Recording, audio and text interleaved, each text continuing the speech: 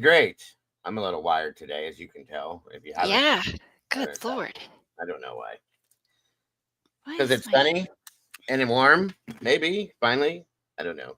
Who knows? not But here? It's rainy and cloudy. really, Oh that's yeah. sorry to hear that. Yes, she does. That's right, SRB. She looks beautiful always. Aw. Always. And Mama Bear is doing. Are you live? Yes, Yep. you are. Yes, she is, guys. So we need to make sure that we hit that like button because she will be back. We will be Good. back this afternoon, Yep. Gotta get my watch hours. 3 p.m. today, Eastern Standard Time. Mama Bear is putting out an amazing show. I will be joining her, but she's doing the most with it, folks. Um, Go ahead and explain it there, Bear. Um.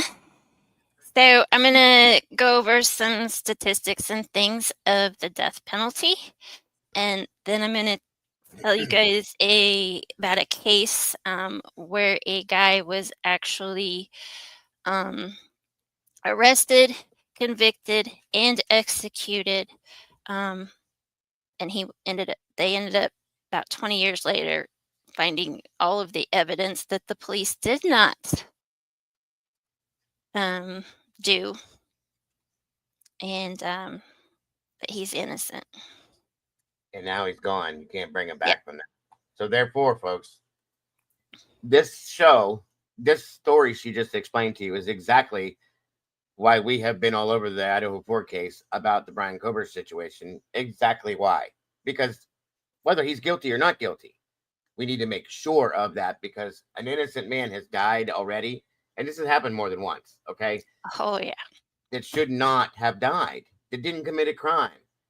And his life was taken from him, his family, his everything. It's gone. And you can't just reverse that, folks. And that is why we do what we do in those cases. Delphi and Idaho, Karen Reed, all these cases to ensure that the right person is convicted and the wrong person isn't. Because it's murder as far as I'm concerned when they do that. Oh yeah. It is what it is. So that's why we need to watch what she's putting out there, guys. It's a great show. It's going to be a great show. It's a great topic, and it's very important to be heard. So I'm excited for it and looking forward to it. Um, Sorry, I'm trying to do three things, and I can't Yep. even remember my handwriting. Mama Bear's link is pinned at the top of the chat, folks. Please click that, jump over, hit the like button, subscribe, and hit the notification bell, please, and thank you. And by the way, if you haven't done that yet, what are you doing with your life? You know I'm going to say it every day. All be subscribed. You should all be hitting that notification bell and waiting for her amazing shows to come out. Just saying. So who do we got in here today, Mama Bear? Let's see. Dan Smith, which is our Bry guy, Mr. Brian. That's right. Brian's undercover. He's in the witness protection program, so now he's got to go by a different name. It's okay. Yeah. Social Glow, welcome back. It's been a while. Great to see you. SRBBB, good to see you today. Of course, the mysterious minds of Mama Bear's in the house. Officials back in the house. Good to see you today. Moonlit Baby, welcome back. Wonderful to have you here. Wonderful to see you. Miss JCJ, JCN, great to see you. Feminine, good to see you today. Miss Tandy's in the house. Welcome back. Great to see you. Be Real is being real right here. Good to see you, Be Real. Esther Hahn, welcome back. Wonderful to have you here. Tomboy Charm just flew in on her bird.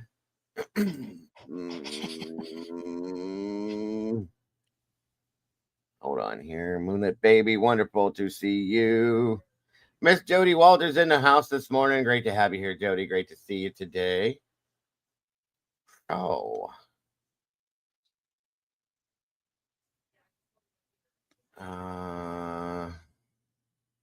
I really need new glasses, y'all. Dr. Seuss in the house. Hey, hey.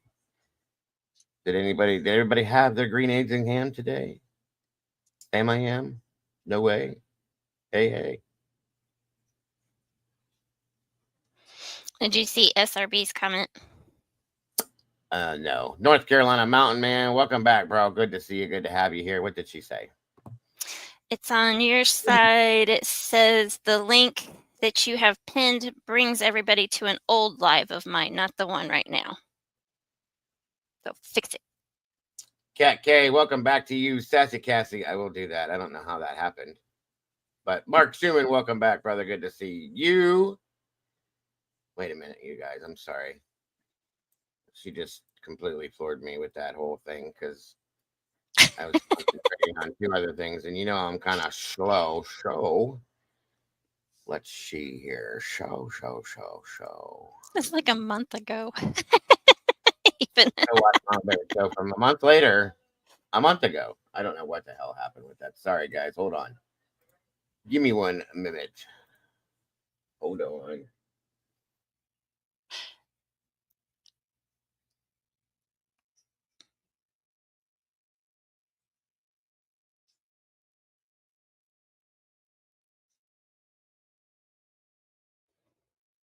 And of course, everything is so slow. I'm sorry, Bry Guy. What's the matter? He said spine crap continues. Oh, Jesus, Brian. Sorry to hear that, buddy. I'm glad you're back, though. I'll say that much. If nothing else, we've missed the hell out of you. Mm-hmm. Everybody's worried about you, wondering where you've been. Still don't understand what the deal is. Brady B, the OG, welcome back to you. I'm not gonna be able to get. Can you call yourself Brian Smith? Right. Smith? It might work out a little better because I keep looking at you thinking that you're Danger Zone and Brian. I need to see the word Brian, the name Brian. We like the name Brian. By the way, y'all, thank you for joining us. 42 peeps in the house, 24 likes. Let's flip that around and make a match. And today we are, of course, doing our typical morning show. We're looking at the Jack and Lily situation and the updates there. We're looking into the monster on the loose. Still not found, from my understanding. Travis Decker. What a monster that one is. Other updates that we have going on. Of course, we're going to be looking into our crazy, weird stuff that we got going on out here sometimes in the news. Current events. You know how that goes. Let's see. Good Samaritan. So grab your box of tissues. Hopefully by the end we can laugh a little, leave with a smile, and move on and get prepared for the 3:00 Eastern Standard Time show that Mama Bear is putting on. Awesomeness. Mrs. Amir, welcome. Good to see you today. Fry Guy. That's it. I'm awfully picky. I just don't want to call him the wrong thing. Not picky at all. You're picky. Quit picking your nose, Cassie. You all were right. Hope Hitler just doing hot air.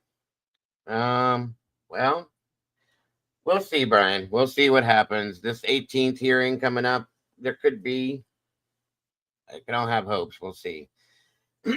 Captain Jenks, good morning, bro. Welcome back. Great to see you. Thank you for joining us today. Just trying to pick a fight. As always, child.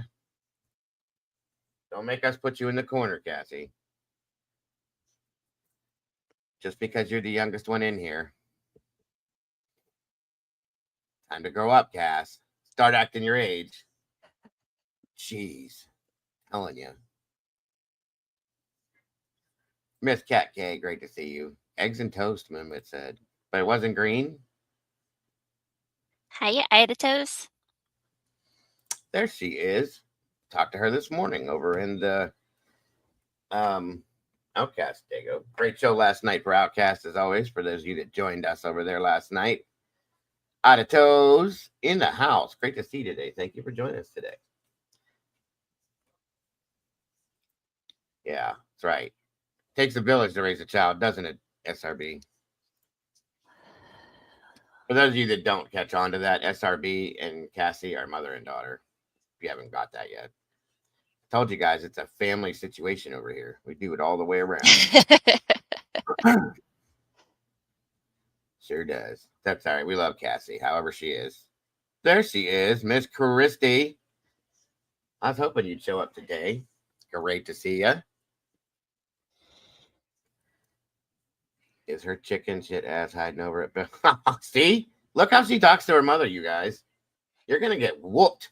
I'm telling you. See, here's the deal. This is why she talks to her mom, because they're both in different states, guys. That's why she does it. She knows. She knows she's going to get away with it until her mom gets to her. Miss Sherry's in the house. Good morning, dear. Good to see you today. Well, it is. Yeah, we don't know where that came from because SRB is probably one of the sweetest people you ever meet. And then we got the sassy one. You're good, Christy. However, wherever you want to be, you can be. No big deal, guys. Please make sure though that you're jumping over to the Mama Bear side. Hit that like button, share it out, subscribe, hit the notification bell, and all of that stuff. Christy, I hope you're having a great day. It's wonderful to see you here. And like I said, I'm glad you're here. We were just talking about you yesterday. So it's perfect that you showed up today. Let me see something here.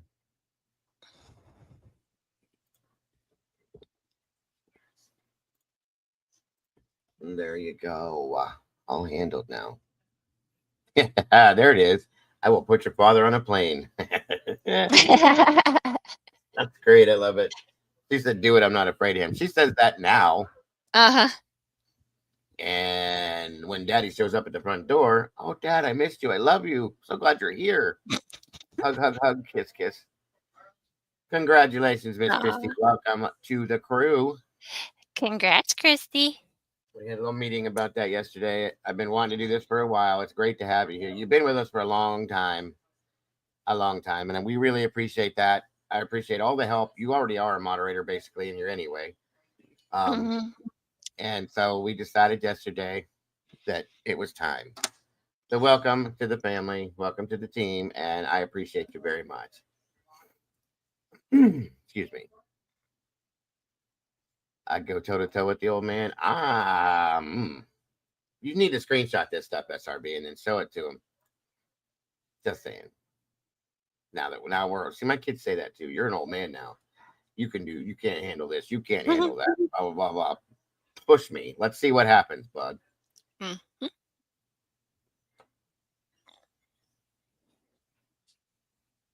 Official. What is that? That's awesome. That took a minute to do. Put it all together. That's why I just say hello, everyone. They'll tell them, well, she's really on one today, ain't she? And she is. She said done. They're screenshotted. See what happens? It's a family occasion. She said she's feeling better and the sass is strong today. So apparently. That is, I'm glad you're feeling better. Did you do something different, Sassy, to make it change, or did you just sleep differently, maybe? Absolutely, Christy. Says, thank you. You guys are awesome. Yes, I've been here since the start of Idaho Case. Dago was my first YouTube channel I watched, and we love you. I remember when you told me that your name, the other name you went by, that's kind of what solidified everything. And then I showed the mod. They were like, oh my God. I think SRB was going, oh, now I remember her. So yeah, because I was saying. So yes, you've definitely been here a long time. So, and Brandy or Cassie can get you into the Discord, the moderator channel and stuff like that, and get that all rolling for whenever. Okay. So thank you again, Christy, for everything you've already done for the channel, everything you do for the channel on a regular basis. And thank you for becoming part of the team. We appreciate that so very much. You've always been part of the family, but yeah. Stitches is in the house. What's going on? That's what I thought. Soaked the nectar so stretched over the couch and see? And the Motrin thing. We told you.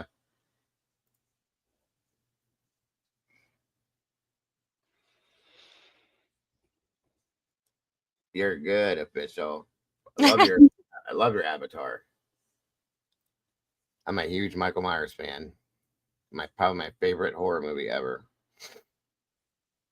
All right, guys, come on in, grab a seat. 48 peeps in the house, 31 likes. We're getting there. Please make sure to hit that like button if you will.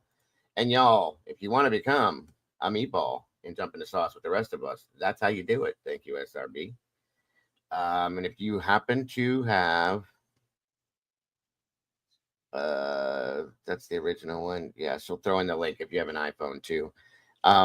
You know what? The Terrifier thing is a bit too much for me. Some of that stuff is like, I don't know if it's because I'm getting old.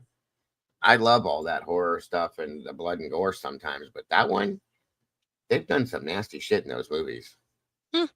It's gotten to be a bit much. It's interesting because the guy doesn't say a word, he doesn't do anything. It's weird, but yeah, it's pretty gory. It's not. Don't.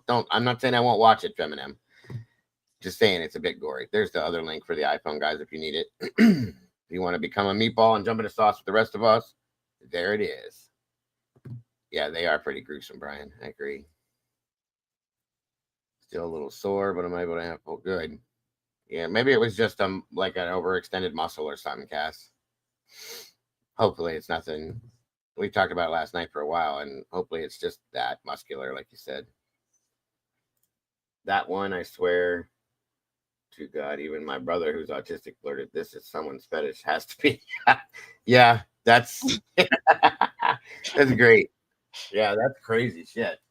When I realized he was a mime type person and he didn't talk, it's so weird to me how they did. And they've made 3 of them and they're like box office smash, it's crazy. Hmm. Well, the thing, guys, I watched, we'll get started in a minute. I like to ramble about stupid shit. Now arteries are popping, right? The original Michael Myers movie, the original Halloween, John Carpenter did. If you think about it, there was none of that gore and ripping eyeballs out, smashing guts, and all that stuff in that movie. You didn't see any of that. The anticipation of it is what scared you. You knew it was Right. going to come, right. You knew it was coming, but they never showed it. John Carpenter said that's how he made that movie. That was a very low budget movie when he made it, like stupid low budget, and didn't even expect it to be anything really, is what he said in his documentary interview that I watched. And they would always work up to the point where he was going to get Jamie Lee, but you never saw blood and gore. And I'm like, see, that tells you it can be done with all of this crazy special effect bullshit. All the, watching somebody rip somebody's intestines out and throw them, wrap around their neck and squeeze their eyeball. I mean, it's crazy shit that they do nowadays. It's all, CGI stuff, but still, you can do all this and scare the hell out of somebody without having to do any of that stuff. So I think that's pretty wild. I thought that showed the talent that John Carpenter had and the amazing movies that he's made, So just a thought. Uh-oh. Well, I hope everything's okay. Scott Metalhead's in the house. Welcome from the UK, my friend. Official said Friday the 13th from the 80s. Yes. Yeah. Yeah. See, they knew how to do that back then. Probably because they didn't have the ability. Like I took classes, special effects and theatrical makeup classes from the guy that did some of the Friday the 13th stuff. I can do all that stuff, that special effects stuff. I loved it. Tom Savini. And they showed how they did all that stuff. It's really cool, actually. But you don't have to do that to scare people. Just showing the street or house, all of a sudden Michael appears. It'll scare the hell out of you. Just seeing the shadow, as they called him, standing at the corner of the house and it's dark and you just see him standing there like, okay, I'm going to go pee myself. I'll be right back. Because the anticipation of what could happen is what gets you. Thank you, Cassie.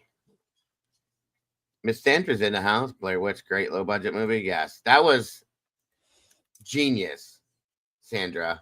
The original Blair Witch Project movie, the first one they did, was absolutely genius. Do you know how much money the movie made? They made so much money on that movie. You have no idea. And they did nothing to make it. It was a couple people with backpacks in the woods and a tent and a video camera.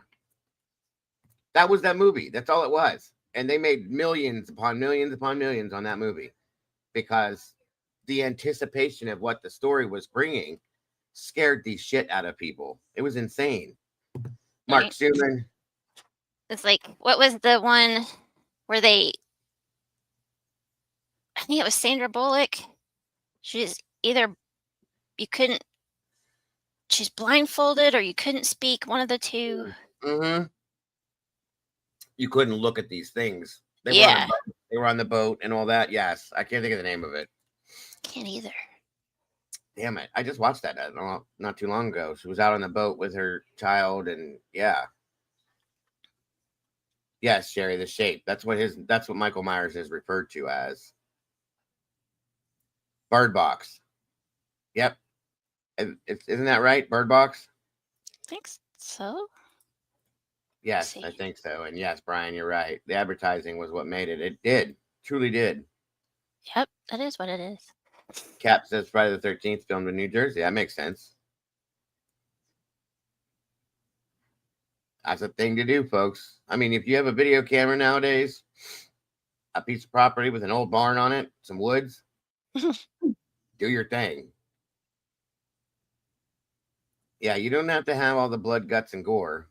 Ripping No. somebody's heart out and eating it and shaving your legs and watching your skin fall. I mean, you don't have to do all that shit nowadays. It scares somebody. Look at the Conjuring movies. Good God Almighty! Listen, I've been into horror movies my whole life. I've loved it. I collect horror stuff. Everything. You guys, a lot of you guys know that I have a comic book thing of Freddy and Jason right in front of me. Okay. Um, but when the Conjuring movies came out and like The Grudge and The Ring, that shit's what scared me finally. The jerky movements that they're making in the movies, and I'm like, what the hell is this shit? And the way the Conjuring stuff comes forth, because what it is your mind tells you this could be real. This could be realistic. This thing could happen, as compared to some of this other shit where you see a dude jump out with 5 knives stuck to his fingers and he's slashing you up in your sleep. Come on. Okay. But the other stuff, when it seems like in your mind it could be real, it scares the shit out of you. So, yeah, the mind stuff. Exactly. The blood and gore never scared me. I thought that was cool back in the day, but now it's just like, God, that's kind of gross. I'm getting weak. I'm getting old, Softening up. The jump scares, yeah, that was always fun back in the day. I'd be laying on the floor watching a scary movie, Friday the 13th. My parents, now that I think about it, it's kind of like torture. They were sick. They'd be in the couch behind us, and right at the moment when I was going to do it, they'd throw a tissue box at me or something. I about stood on my head, freaking out. And they're laughing their ass off in the background, like, you guys are evil. Then you That's like something my parents would do. That's their enjoyment. That's how our parents enjoyed themselves back in the day. Right? Yes. Good point, official. Good point. Sometimes they go overboard with it, though. Is that Christy? Christy. Yes, that's Christy. By the way, Christy is now part of the team, folks. So respect her as you would respect, not that anybody wouldn't, but one of the other moderators, because she is now one. So once again, congrats. Poltergeist. Yes. Love the original. Not a fan. I hate that they've taken all these movies and redone them. Leave them alone. I just watched the new Final Destination official. It's not as good as the others, I don't think. I mean, it is what it is, but the villain, Jaws. My wife loves Jaws. She loves sharks and hates them at the same time, if that makes any sense. She's petrified of them, but she loves them. Welcome, Miss Rach. The second Poltergeist sucked, in my opinion. I just didn't like it. Craig T. Nelson made that whole movie, as far as I'm concerned. The original. Heather. What was that little blonde girl's last name? Carol Ann. I can't think of her last name. Anyway, she made the movie, in my opinion. There hasn't been any good ones, Trish. They're all the same premise. I mean, you can almost sit down and go, okay, let's see, about 9 o'clock, they'll jump out. This one will get stabbed. 10:30, that one will rip their guts out and hang them with them, blah, blah, blah. I mean, that's pretty much how it works. You can kind of tell how it's going to go. Thank you, Tomboy O'Rourke. That's it. Heather O'Rourke. Yes, Craig T. Nelson, Heather O'Rourke, Joe Bethwell. I mean, the cast was amazing. And the weird thing is that's kind of the legacy of that movie creeps you out, because Heather O'Rourke passed away. Dana, I can't think of her last name, the other sister, she passed away. There was a couple other things that happened on set with that movie, and it almost gives it more of a mysterious reason to watch it, if that makes sense. It's crazy. Demigorgon, where, Cass? Speaking of, any of you Stranger Things fans, I believe that the new season is going to be coming soon. I'm excited for that. I love that show. And then, yeah, there's like, 15 screams now? They're trying to catch up with Friday the 13th. Dominique Dunn, that was her name. Thank you, Tom. Jesus, Tomboy. You're like the information festival today. Beach Babes in the house. Good to see you. Go into the light, Carol Ann. No, don't. They ordered it 15 times because I kept whipping out. The mom's came. That's nice. They'll usually help you fix that kind of stuff. I've done that before. Lucy's in the house. Lucy in the sky. Welcome, Miss Heather. By the way, guys, I'm going to address something real quick here before we get into anything. First off, anybody that doesn't want to be here does not have to be here. We all know that, okay? It's a choice that you all have. My moderators do an amazing job of what they do. They're very respectful. They're very good people. They know what they're doing. They've been here for a long time, most of them. And even the ones that haven't, they're still amazing at what they do. They treat everybody with respect, as I expect everyone to treat them as well.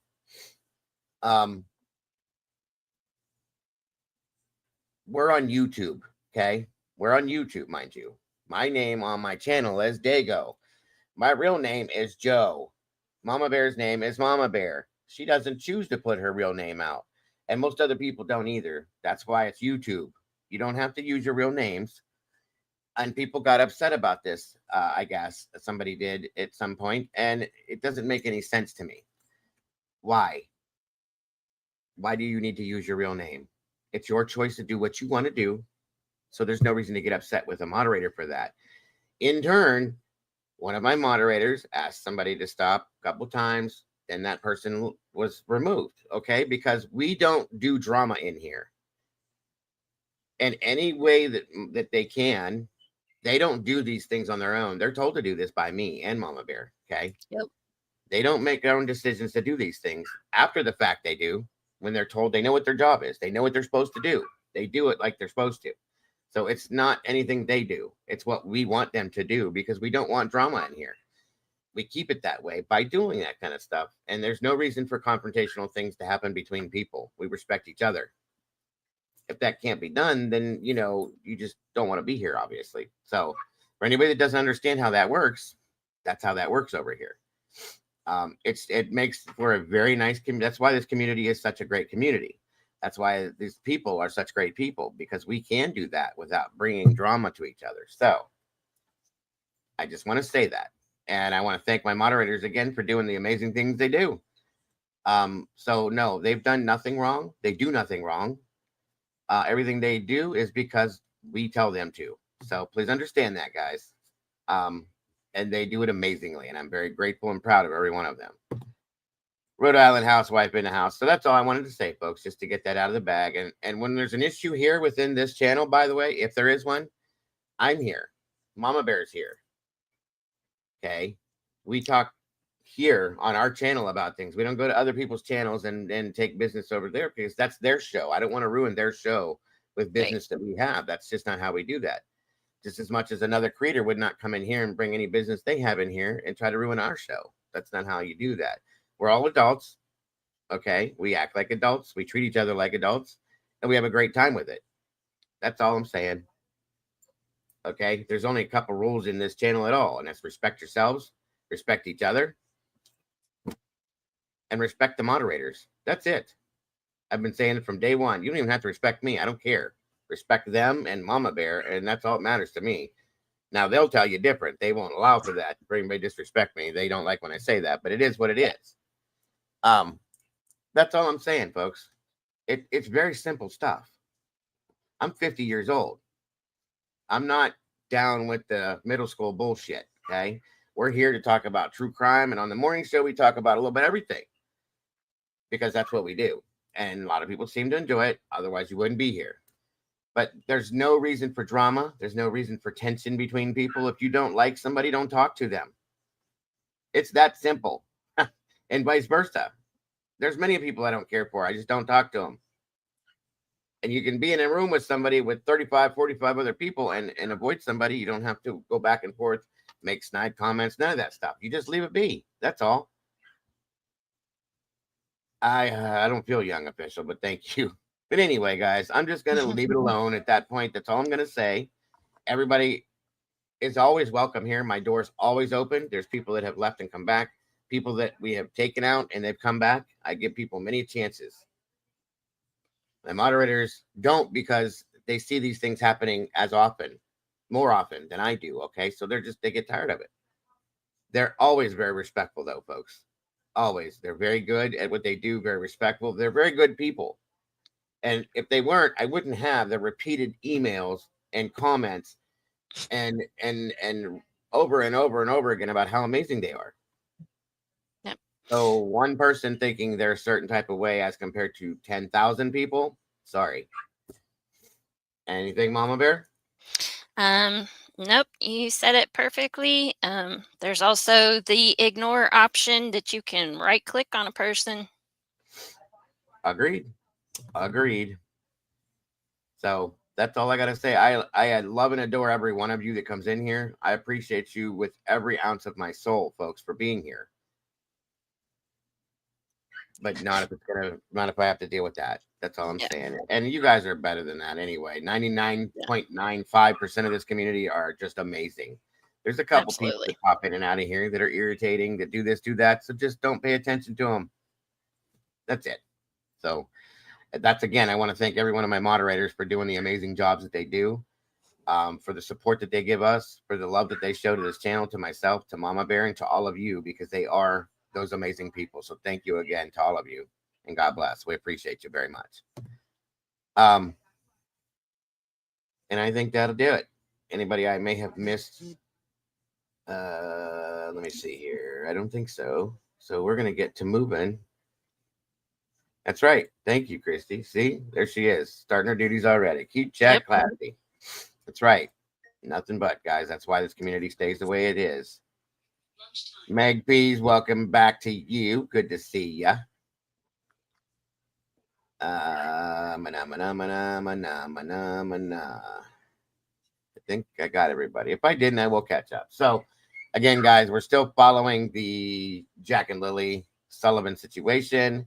Like I said, we're going to get into that, the Travis Decker situation, and everything else we do on a regular basis. So, thank you for being here.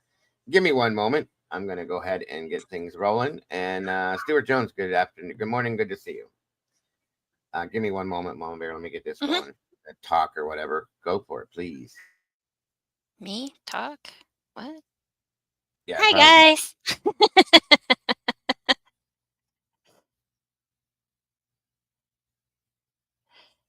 I just saw. Hello, Stuart Jones.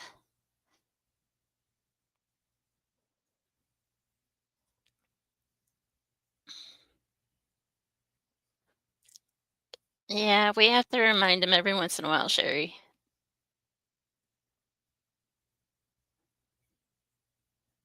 Thank you, Rhode Island housewife. They are pretty great.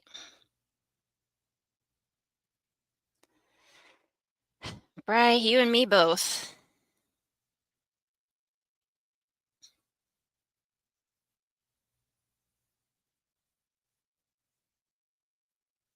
But there are some people that just love the drama and just they feed off of it. And I have 3 teenagers. I don't need any drama.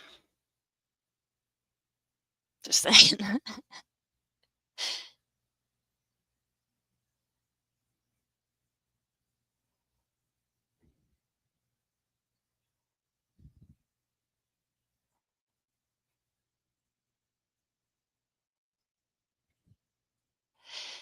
Yeah, that's true, Cassie.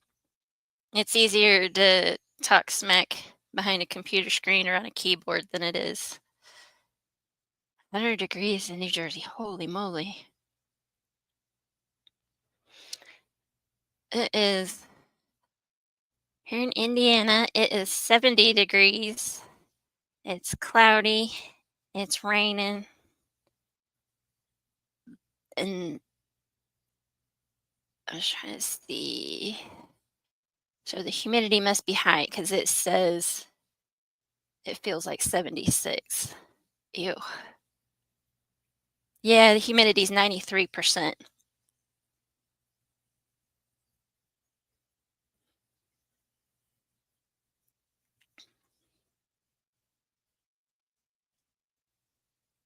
I could do without the 93% humidity.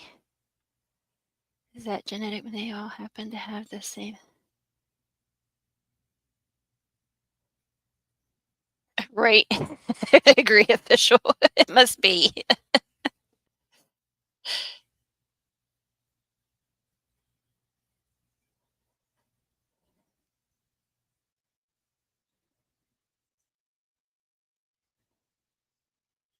All right, all right, all right. All right, guys, we're ready to go. I think. Yeah, it's hot and humid here too. I heard you guys talking about that. I could do without the humidity. I think it's. Oh, wait a minute. Hmm. What the hell? I'm gonna throw up. Did the Cleveland Browns trade off Shadir Oh, Lord. Sanders? Oh my God! You got to be kidding me! This is so irritating. I hate the Browns anymore. They do the dumbest things. It's 82 degrees right here today, right now, already. All right, Miss Christie, be safe out there. We will be here when you get back. If you get back, of course. I can't believe that. I'm gonna throw up if they did. I'm just so tired of them doing these stupid things. We didn't even start the damn I'm season. gonna laugh. Unbelievable. And you have your yeah, Yeah. mute. What? The echo. Oh my God. I don't understand why this does this. We can't talk. I have to run that thing anyway. I'll be quiet. Video. It is Wednesday morning, the 4th of June. And Yes, guys, we're jumping into Michelle first and we'll go from there. yes, I'm real. In this video, we're going to continue the discussion into the disappearance of two Nova Scotian siblings, 6-year-old Lily and 4-year-old Jack Sullivan from Lansdowne Station. And in this video, I'm going to address some comments and one particular theory that a lot of you seem to have. So, that's the question. Let's go.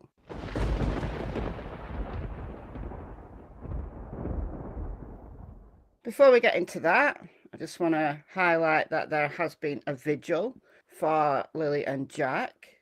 This was held at the RCMP station. This is a couple of nights ago now, and I just want to play you a short clip from CBC. Tonight is about saying a prayer, and we're going to light the way home for them. A paper lantern for 4-year-old Jack, another for 6-year-old Lily, released into the twilight sky as a beacon of hope. Illuminate the path for Lily and Jack. Guide their footsteps home. One by one, people placed candles, teddy bears, and angels outside the Stellarton RCMP detachment, a growing memorial as many questions are still unanswered.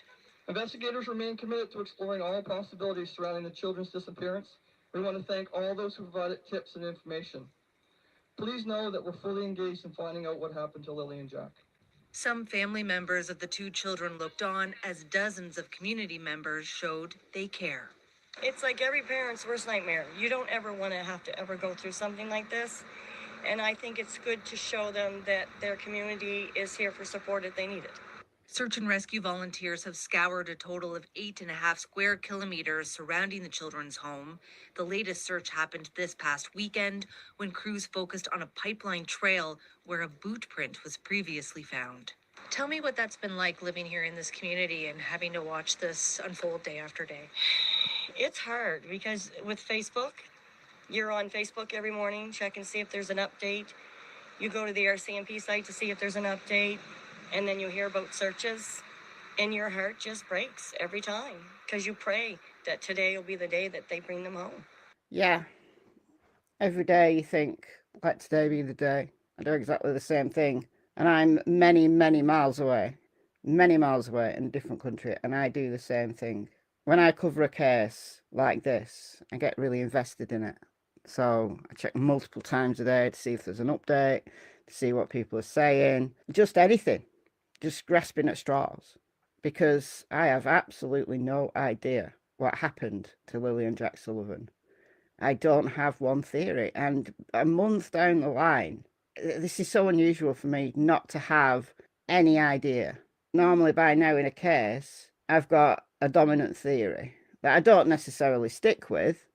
Sometimes I do, but as new information comes in, I might change my mind, and that's how investigations should work. You shouldn't be married to any one theory, as I say again and again and again and again. But at least I have an... Good morning, Canadian Cat Lady. Wonderful to see you here. Thank you for joining us today. Hope you're having a great day and a great start to your day. Always a happy to see you when you show up. Thank you for being here. An idea. But in this case, it seems that, yeah, wandering away is possible. Abduction's possible. Foul play from someone close to the family or in the family. Yeah, that's also possible. I don't have any one theory. And that's why in this case, I'm casting my net wide. And I'm discussing everything because I don't know what's going to be important down the line. So when an alleged cousin of Daniel, the stepdad, comes out and speaks, I'm going to talk about that. When family members post, might be family members who don't know the children at all, I'll still cover it. If you want to consider that misinformation, that's your choice. I have been replying to some people in my comments saying that I'm spreading misinformation and to stop. I've been giving a somewhat standard response, which is this. Might change wording a little bit, but listen, I don't know. I don't know what happened to these kids. And it's deeply, deeply concerning. So any piece of information that comes out, I'm going to consider it. I mean, look, if it's really, really, really wild, then I'm not gonna. You know, anything like Bigfoot or we're beamed up by aliens or a psychic said this and a psychic said that, those kind of things I don't cover. Is it technically possible they were beamed up by aliens? I guess so. Is it likely though? Come on now. But where someone comes out claiming to be a family member, unless it's totally obvious that they're lying, then I'm going to consider it. So I don't consider talking about an alleged cousin misinformation. I don't know what is accurate and what isn't. And it's not always possible to verify sources. Without going to that person and giving them a DNA test and giving Daniel a DNA test and asking for their passport and their driver's license, how can you verify it? Look, if that person comes on camera and there's people in the community that know them, then I guess that's considered verification.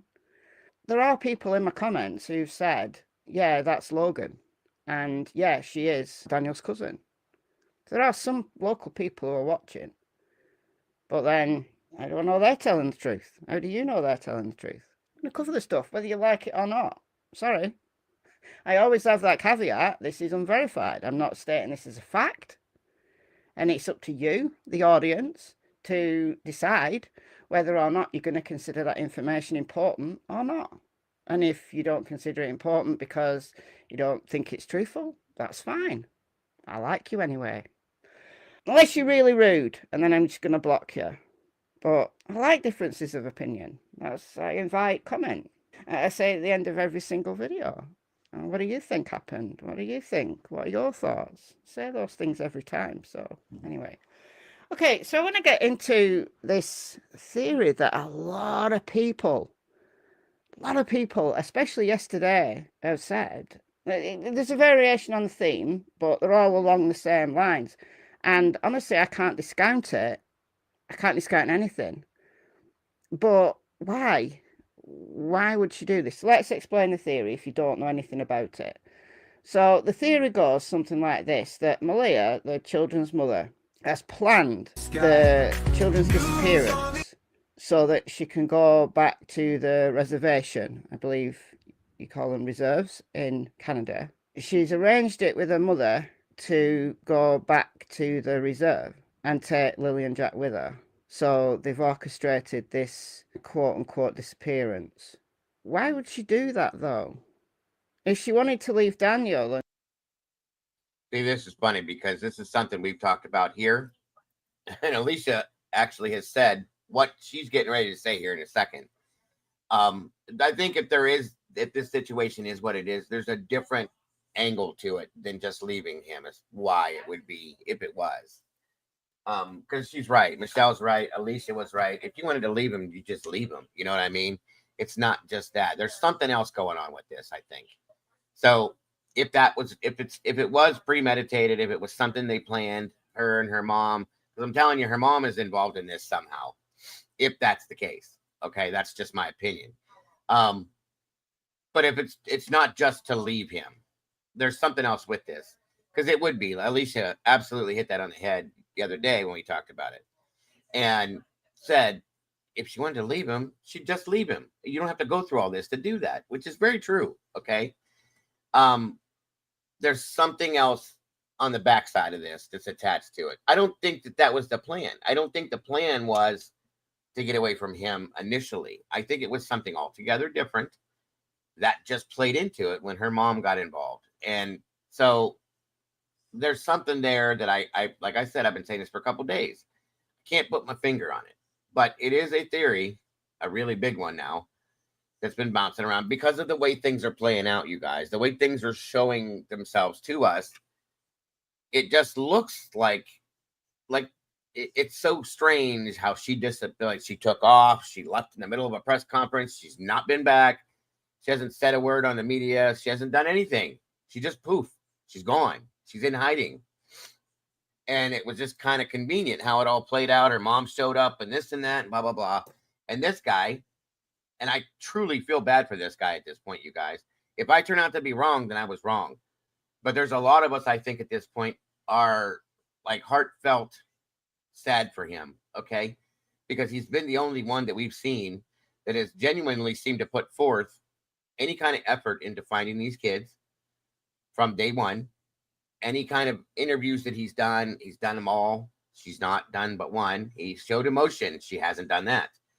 And he's repeatedly given up himself, his phone, his offer to do polygraphs, all these things to prove himself. She's not done any of that. So that's why everybody's looking at this woman as if like, what are you doing? And what did you do? That's why it comes out this way. Okay. And it's sad that has to work that way, but you've done this to yourself, Malia, not him. And you've allowed, in my opinion, Cyborg Mama, welcome. Good to see you. In my opinion, she allowed her mother to get involved in this situation. And I think it's made it worse. Her mother's very manipulative, as we've been told. And I can believe that. I can't. So it's just, the whole thing is sad. And once again, just like with Sebastian, when all this drama unfolds around these cases, the only people that suffer are the kids. And there's enough of that. So just very sad to me. Yeah, they're very sketchy. Very sketchy. That's a great statement. She, not that I know of, Cap, she's never offered to do one that's been put out there, and I think she needs to take one. Daniel did it. Why can't you do it? Just do it. Get it over with. If you have nothing to hide, just do it. Denise, good morning. Good to see you. All you guys, thank you so much for joining us. For those of you that are in the back, not in chat, we appreciate you just as much. Thank you. And please, please make sure to hit the like button on the way through the door, if you will. Let me see. So yeah, that's my thought on that, guys. And I'll shut up now and let her finish. And go back to the reserve. We believe she's with her mother. Is she on the reserve though or not? I don't know. Maybe. I don't know. But why would she do this? Why would she orchestrate something that would put her in legal jeopardy? Maybe, possibly. Lying to the cops at the very least. You know, they've put out a massive effort looking for these children. If it turned out that she lied the whole time and the children are safe and they're with her, that's pretty shocking. It'd be pretty disgusting. But why would she do it? I just genuinely don't understand why would she do it, because Lily and Jack are not Daniel's. He has... there's one thing that we've questioned. I think one of the reasons why we built that theory to an extent over here is we come to find out SRB kind of alerted us to this the other day that they were trying to get these kids. I can't think of the way to explain how they do this, what it's called, but they're trying to have them certified native. I think that's how it's put, something like that. And they wouldn't do it. They wouldn't do it. They wouldn't do it until they went missing, and then poof. All of a sudden, now they were accepted as being native, which is kind of strange to me. Okay. And I think when that happened, all of us kind of went, really? So, well, for whatever that is and why it works that way, that is what has made all of our antennae go up and go, wait a minute, something ain't right here. Okay. Well, along with this situation. And they won't allow the baby. Exactly, Elisa. They won't allow the baby to become registered as native. I guess that's how you put it. And it's very strange to me. Now, is it because they're not full native? But I don't think Malaya is full native. I think she's probably half and half. And that's very weird. Like I said yesterday, this is another reason I should say that we miss Sherry so much, Wisdom Speaks, because she was native and she knew all these rules. She knew all these answers that we would ask, and damn, not to mention all the other amazing things she was. It's hard to find the answers to some of these things, and especially since it's in Canada, we don't have the answers for that too. But the status, that's what it is. Thank you, Cat Lady. Their native status. Yes. Thank you so much, Cat Lady. So that's what I meant. And thank you, Cassie, guys. If you're interested in any of our merch, go check out that link Cassie dropped. She works on that stuff in there. She creates some of that stuff in there, and she's doing a great job with it. So please go check it out if you're interested. But yeah, and it's weird to me that they had to go missing to get that status. It's in their blood. You can't deny that. So why do you have to go through hoops and red tape to make sure that happens? I do too, Cap, very badly. All of us do. So again, it has made me question that scenario. Welcome, LL. Good to see you. Well, that's the thing I don't understand, LL. Maybe the father didn't want it to happen, wouldn't sign something for Meadow. Okay, that's interesting. But no, here's the thing though, is they had tried repeatedly, LL, to get the other two kids' status to be native. They wouldn't accept it until they went missing. And then all of a sudden it was an automatic thing. It's weird. So that's why I wondered, does that play into this somehow? You know what I mean? I don't understand it. Yeah, acceptance to the reservation and the native status, right? So it's very strange, guys. It's just, that is what has made us look at this kind of sideways and go, was this a ploy to get that done? If that's the case, that's disgusting. But I know that sounds like a reach, but was this thing a ploy to be able to get her children's native status? I don't know. Do y'all think that she had to wait until she got paid since this happened the first part of the month? Could be. It's a good point, Tomboy. Very good point. Thank you guys for the hearts for wisdom. We appreciate that very much.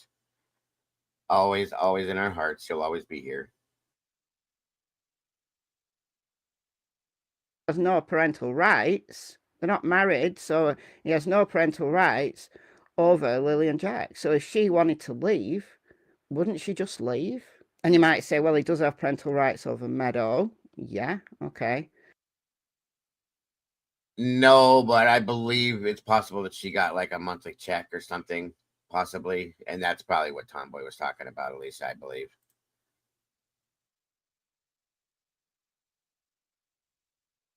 And Daniel did work. From my understanding, he's the only one that worked, but he only worked like one day. Was it a week or something like that? It's very weird, but yeah. But if she left and made up some story about domestic violence, then he's on shaky ground. She could say, well, he's not physically abusive, but he's mentally abusive. No one could prove or disprove it. I just think it's something that, while technically possible, I just don't understand why. Well, it could be. We don't know if maybe she's on some kind of disability, or if maybe they're on assistance, like monthly assistance or something. She does have 3 children. If she's not working, she could just be getting. I don't know how. If I don't even know if they have assistance in Canada, like welfare or whatever. Maybe it's that or something. I don't know. But it could be. That would be the only thing I could think of if she's not working. So, or like a disability or something. You know what I mean? So, but that's the only thing I can think of, Alicia, on that. Hey, Miss Paula, wonderful to see you. T2014's in the house. Great to have you back.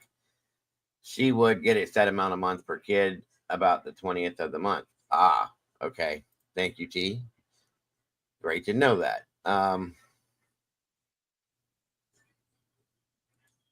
I opened up Discord yesterday. First page I looked at, a post of wisdom. Such a weird book. Oh, I know. I do that all the time. All the time, Callie. Yes, that's the biggest problem, Tandy. There's so many of these questions that aren't answered, and we can't understand it at that aspect. You know what I mean? Because the kids weren't right. The kids aren't diagnosed, so there shouldn't be. They couldn't. I would imagine they're receiving anything for their, if they were autistic or something.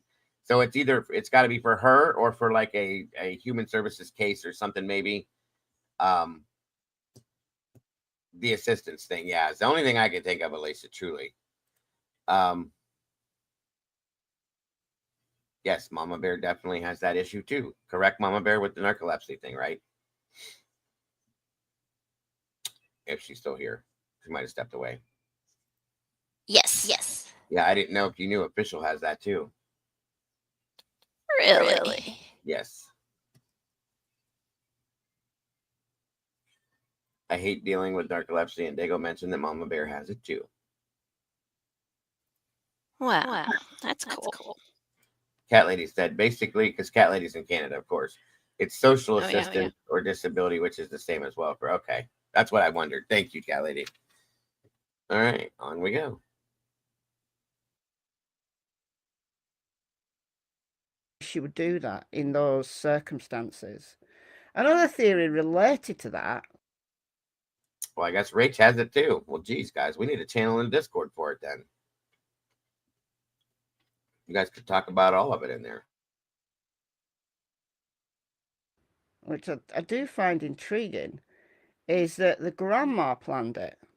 So Malia's mother planned it to get Malia away and to control Malia. So she's took the children, and then she comes on May the 3rd and whispers to Malia that the children are safe, and Malia goes with her. Again, I don't know. I can't discount it, though. This is the thing. This is why I'm discussing it. I can't discount anything.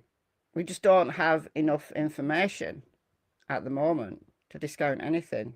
But look, I don't think the people from the reserve, if they knew Lily and Jack were there, I honestly don't think they would hide them, would they? I mean, what would the motive be for them? Just general people on the reserve to keep the secret. So Lily and Jack would have to be hidden away wherever they were. But in a case that's a month old and there's literally nothing, it's absolutely heartbreaking. I can't imagine how people in the local community feel. I can't imagine how the family feels, those of them that have absolutely nothing to do with the children's disappearance. And that might be all of them, for all we know. Daniel went to the vigil. Malia didn't. None of Malia's side of the family went there. People are questioning why she didn't go, being the biological parent. Other people, probably rightly, have said she's not going to go because of the negative, nasty comments on social media. That's ridiculous. I'm sorry, but these are your children. I don't care what they're saying to you. Just as much as she should have never left, in my opinion, whether they told her to or not. She should have camped out in the road then. These are your children. You don't walk away from your children no matter what the situation is, which is another reason why I struggle to believe that she don't know. Okay? It doesn't make sense to me. Unless you're that pathetic of a parent. I'm sorry. She should have been there. This guy is their stepfather and was there along with the rest of the world that's supporting trying to find these kids, and you can't even show up for a vigil. I have a problem with that. I'm sorry. Some people are saying that she's had death threats. I mean, look, don't do that, guys. Don't do that. Look, if she's responsible, it'll all come out in the wash. Yes, talk about the possibility, but don't go real life. That's just out of order. Don't go real life on anybody. If she's guilty, she'll get found out sooner or later. Then let the cops deal with that. But don't go real life. That's just out of order. It's wrong. Don't do it. But Daniel has had a whole ton of negative comments on social media. People being nasty about him. You know, he's a stepdad. He's no blood relative. And statistically, step-parents are more likely to commit acts of violence against children than the biological parents. Well, that's not always true, is it? How many cases can we name where bio parents abuse and murder their children? There's been one, 3 little girls, planned visitation, have been found dead, and their dad is gone. What are you talking about, official? Do I need to back up or something? Hang on. Did I miss something? Do you need me to pass back up to, or?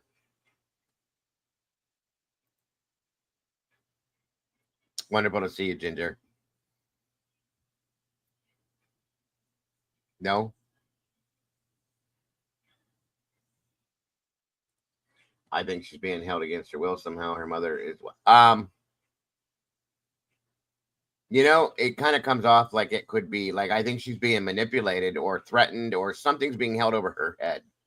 That's how I feel. Like there was a conversation from the cousin when she did the interview that stated that when she called to check on Meadow, that the mother was in the background saying, "Get off that phone. Who are you talking to?" Things like that. And it's like, whoa, this is a 27-year-old grown woman, mother or not.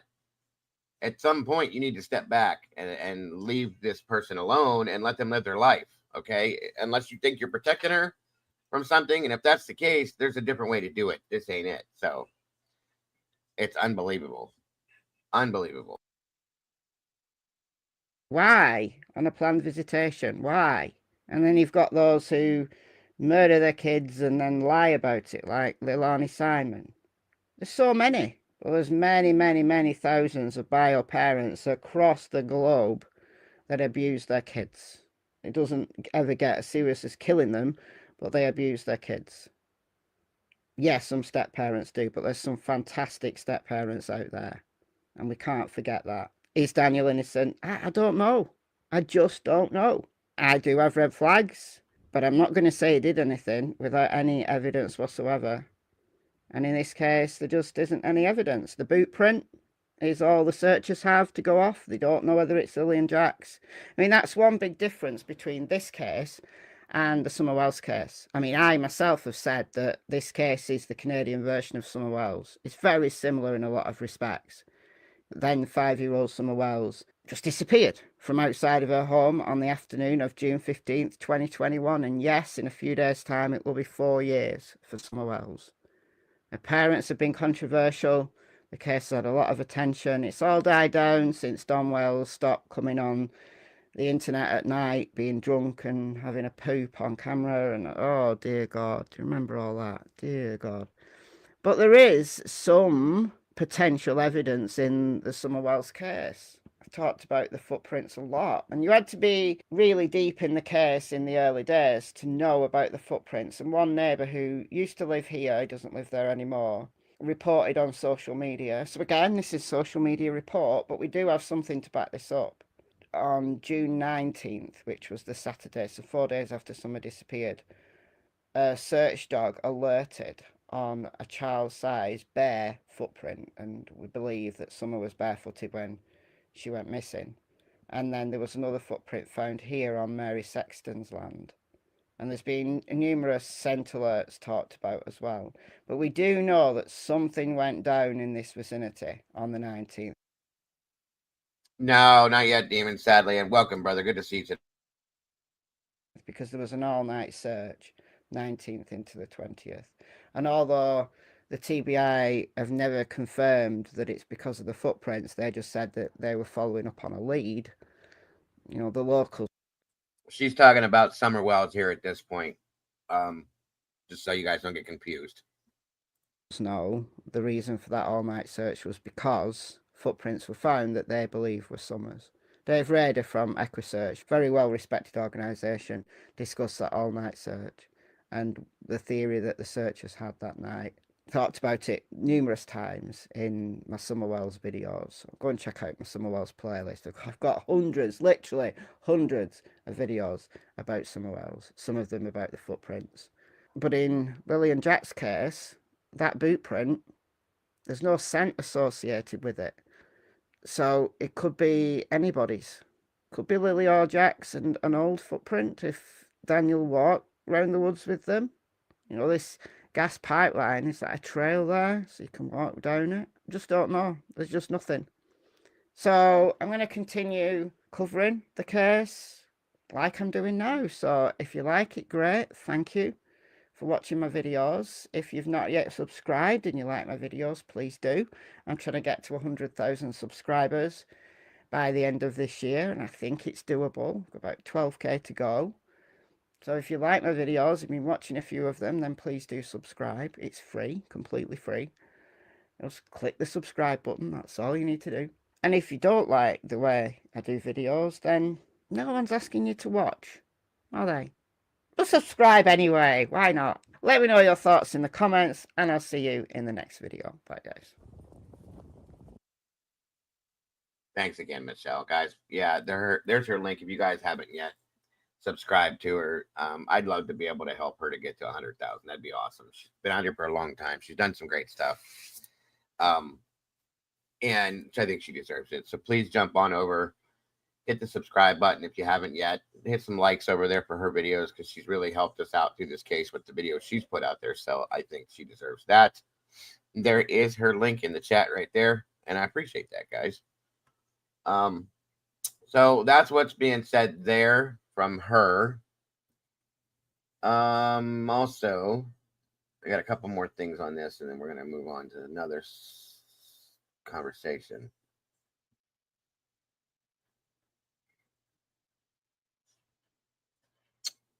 Hang on a minute here.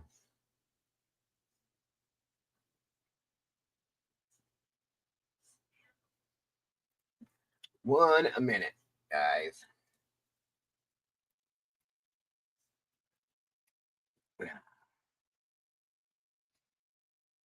I know, Cap. She got a beautiful piece of property. I mean, I have a pretty good sized piece too, but the fields and stuff she has are just amazing.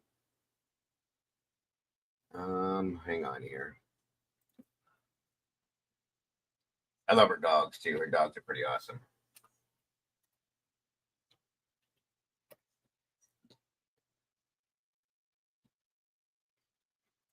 Okay, let's see. Next up, are you still here, Bear?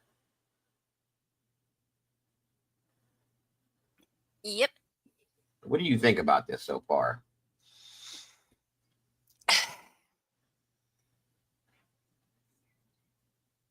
I don't know.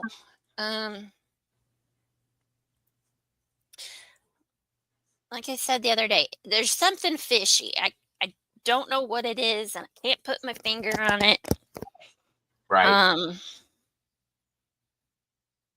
Kind of what Jeremiah was saying in the chat the other day made a lot of sense. Mm-hmm. Agreed. But I don't know. Something's just off. Yeah. Definitely. I haven't seen Bonnie in a couple days, Cap. I'm praying that she's okay. I know she's going through chemo and stuff like that, and it's pretty rough on the body, so she could just be resting, and I hope she's okay. As always, everybody, please keep Miss Bonnie in your thoughts and prayers, as always. She's a very important part of this community as well, as all of you are, but she's going through, obviously, chemotherapy right now. And when she can be here, she is. And I know that it's very hard. Like I said, she's been tired and sick and things from that. So just keep her in your thoughts and prayers, guys. That's all I'm asking. And thank you for asking about her, Cap. I appreciate that you guys are caring like that and do ask about other people. That's amazing to me. So hopefully she's good. Yeah, LL, 100%. I think the grandmother is absolutely 100%. Malaya's mother is a problem here. I think she's an issue. She could be a Mhm. reason. Who knows? Yes, Alicia, thank you. 100%, folks. 100%. Because there I was will. like 4 adults at least Uh-huh. living on the property, and no one noticed that 2 That's what I kids said. disappeared. How did I how do you mean, not see this? There was a grandmother, an uncle, and those two. How did nobody see or hear anything? You know what I mean? Yeah. it's not like they were super. I guarantee they weren't super quiet and tiptoed around and No, they're kids. yeah. Yeah. I absolutely believe that official that Malaya's mom was in her ear. Mhm. Daniel said that everything was set and ready to go. That she was going to stay there with him. The baby was going to go with his cousin Logan, that we heard from, and they were going to look for the kids and do what they had to do. And 5 minutes with her mom, and she's packing up. She's leaving him. They're broke up. Everything's been deleted. They're done. What? So weird. And right before that, she gave an interview that same day, probably an hour before that, stating that she's never been happier than since she's been with Daniel and where she's at. She feels safest. Again, remember this. The wording means a lot to me, folks. She's never felt safer in her life since she's been here with Daniel. Something's wrong with that statement, as far as I'm concerned. There's a reason she said that the way she did. It doesn't just mean nothing to me, okay? And now all of a sudden you're safe and you feel happy and you're loving your life. They seem to have a great relationship, and you're breaking up with them. It's over within an hour. What? What? Yeah. Makes no sense to me. None whatsoever.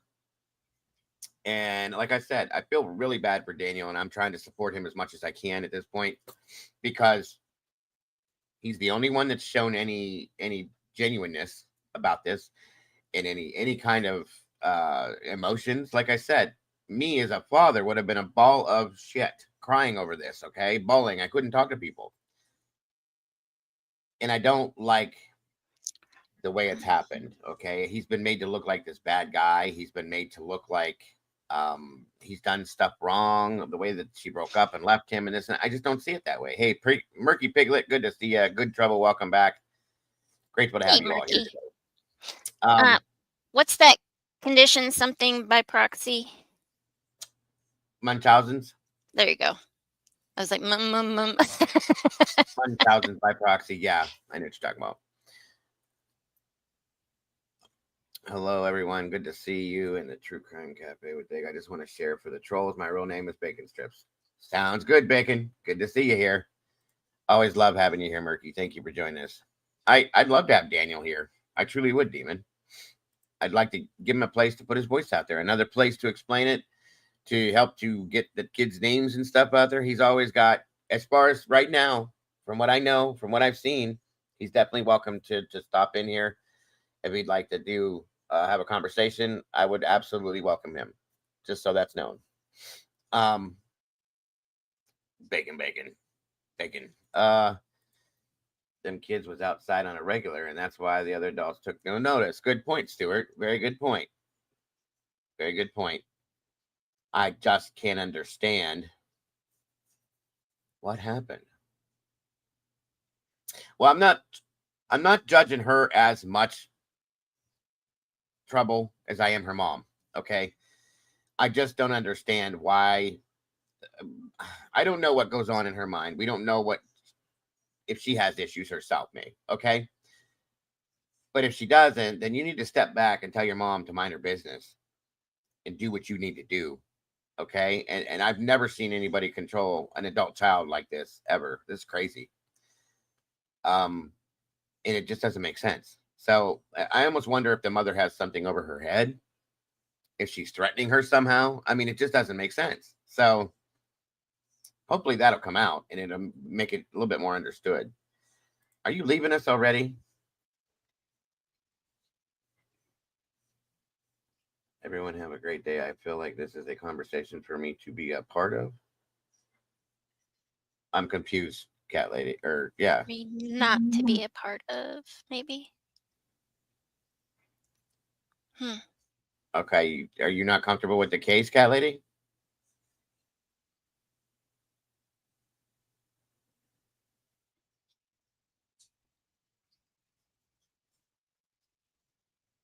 I'm confused.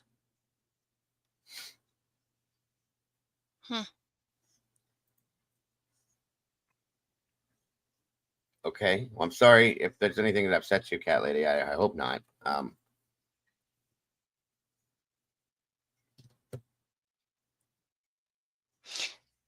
And that's a good Okay. point, Stuart. That No worries, Murky.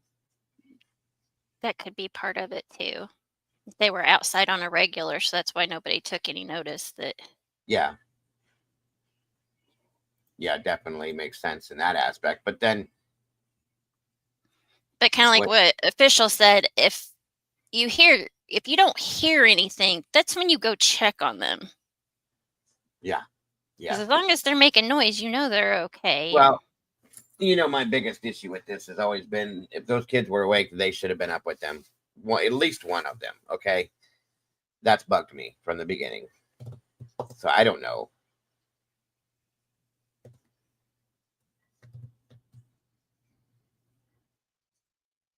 I don't know.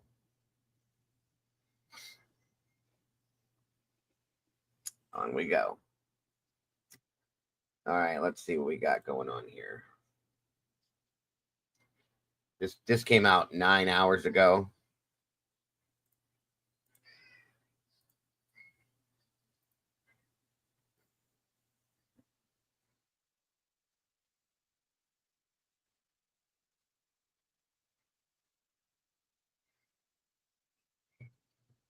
No, and that's okay. If let me put it this way. Maybe that's what I said then. As of right now, from what we've seen from Daniel, he's come off as the most genuine and the most, how can I say it, involved. I'm not saying, and I told you guys in the beginning, I'm not saying that he's off the table as far as I'm concerned. I said that already. I'm just saying she hasn't put forth the effort that he has. So if you want to come in here and explain yourself, you're welcome to, is all I'm saying. Both of them, as far as I'm concerned, are still suspicious to me. They always have been. They always will. But just like with Sebastian's case, you know what I mean? As far as parents go. I just have information that is not the same as y'all are going by. Daniel doesn't deserve. Okay. And that's fine. I appreciate that, cat lady. I don't know that. We don't know. We only know what we're getting. I will hopefully see you guys later. Y'all have a good day. And that would be nice to know what that other information is so that we can know how to base what our thoughts are. You know what I mean? So I understand completely. And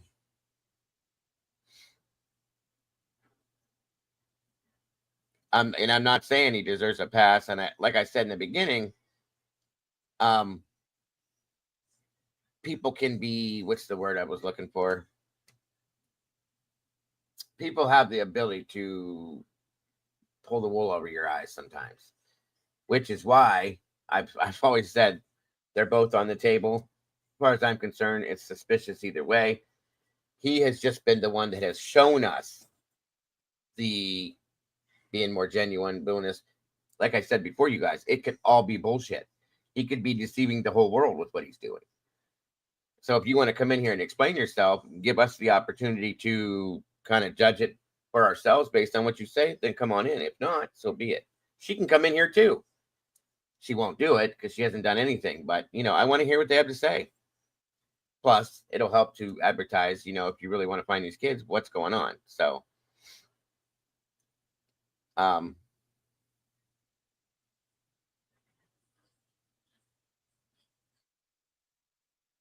yeah, we're just going off of what we get. Nobody gets a pass until they're found. Amen to that one. So I don't want that to be misunderstood, you guys. We still have our feelings about what we feel on this as far as who nothing is given a pass. Let me put it that way. Until they're found. That's the best way to put it. So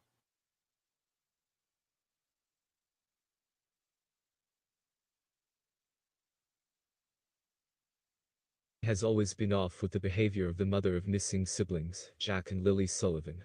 I also see some red flags in the stepfather's behavior too, although he is the only one speaking out to the media, front and center at the prayer vigil, and keeping the children's face and story out there. Many online sleuths are suggesting that Daniel knows more and is covering for Malaya. Soon after the children were reported missing, Malaya moved out of the home she shared with Daniel and moved in with her mother. She also blocked Daniel on social media, which led many to believe that she was trying to push the blame on him. Or at least trying to set the stage for when the truth comes out. Could it be that she is trying to set him up? She allegedly told police that she felt safest with him until she started talking to her mother. Malaya then changed her mind completely and left with her mother. Eyebrows were raised again when Malaya didn't bother to show up at the 1-month vigil.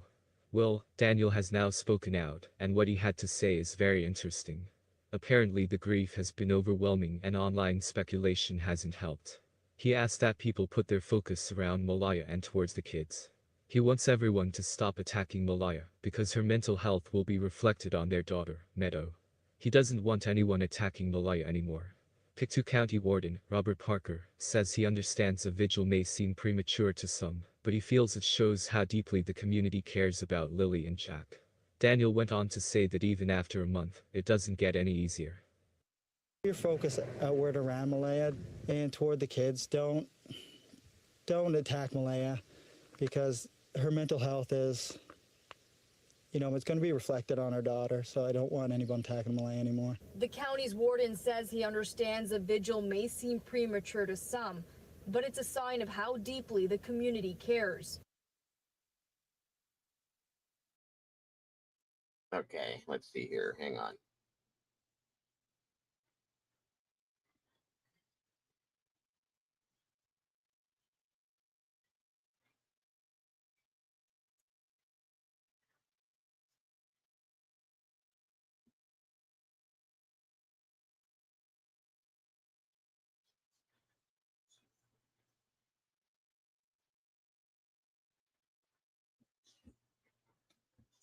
Oh, definitely, Rach. I agree with that.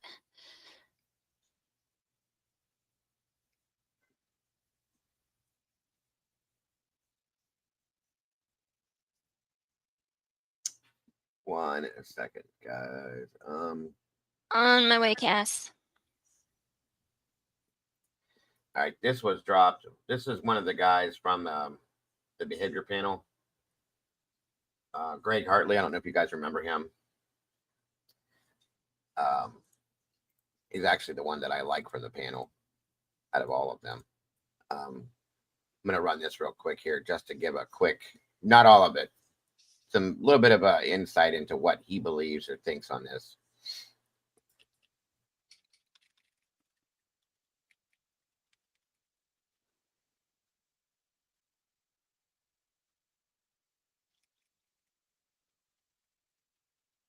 And Sadie on here, she's an analyst as well. So they both do the same thing.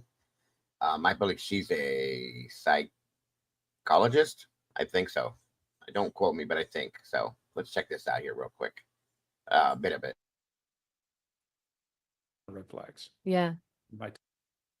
This guy has a ton of red flags. Yeah. My taste, and yours too. Today I'm joined by someone I truly admire and I'm happy to call a friend. You probably know him from the behavior panel, but he's also written several books on body language and behavior, including this one I've got right here, How to Spot a Liar. Greg Hartley is here with me today to break down the behavior of Jack and Lily's mom and stepdad, and there's a lot happening beneath the surface. So let's dive right in. Congrats on your channel. Thank you. Glad things are going well for you. Oh, thank you so much. I wanted to say thank you so much for all of the lessons that you have taught me the last 5 years. It's been incredible. I would not be where I am today had it not been for you guys. There would be no Prime Minister of Behavior without the behavior panel. So you do a great job. You do a great job on all the stuff you do too, Sadie. Look, everybody who's watching you, if you hadn't subscribe to this channel. Sadie's one of our best friends in the whole world. She's family. She's more than friends. She's part of the team you see behind her there. Yeah. So Sadie's learned a lot of stuff. And remember, my whole mindset about body language and behavior is I use this whole system I call READ, read. And it's about review, put things in boxes, figure out this is this and this is that, but no meaning. Evaluate, understand how everything goes together, analyze the big picture.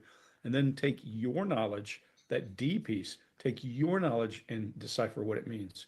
And because of that, I think that every time somebody learns this skill set, they bring a new facet to it because they're looking at it from their life experiences, not from mine. And I always say, I'm lucky enough that I've had more than one career to learn from. And I was a good interrogator, did a lot of interrogation, but then I got the chance to live with civilians who haven't committed a crime and have to work through them. And that gave me a whole new insight into this, how these skills work. So your life skills are going to do the same for you. And no two of us will have exactly the same skill set, which is what I think is beautiful about this thing. Absolutely. So today I got up at 3 a.m. to leave the place I was in. I was in the airport and I was going to send this to you at 4 a.m. And I was like, yeah, that's a little bit early. I was up. But oh yeah, I figured you might. But I was just digging through videos and I really wanted to cover this case you guys are dealing with because I think we can add some value as a team.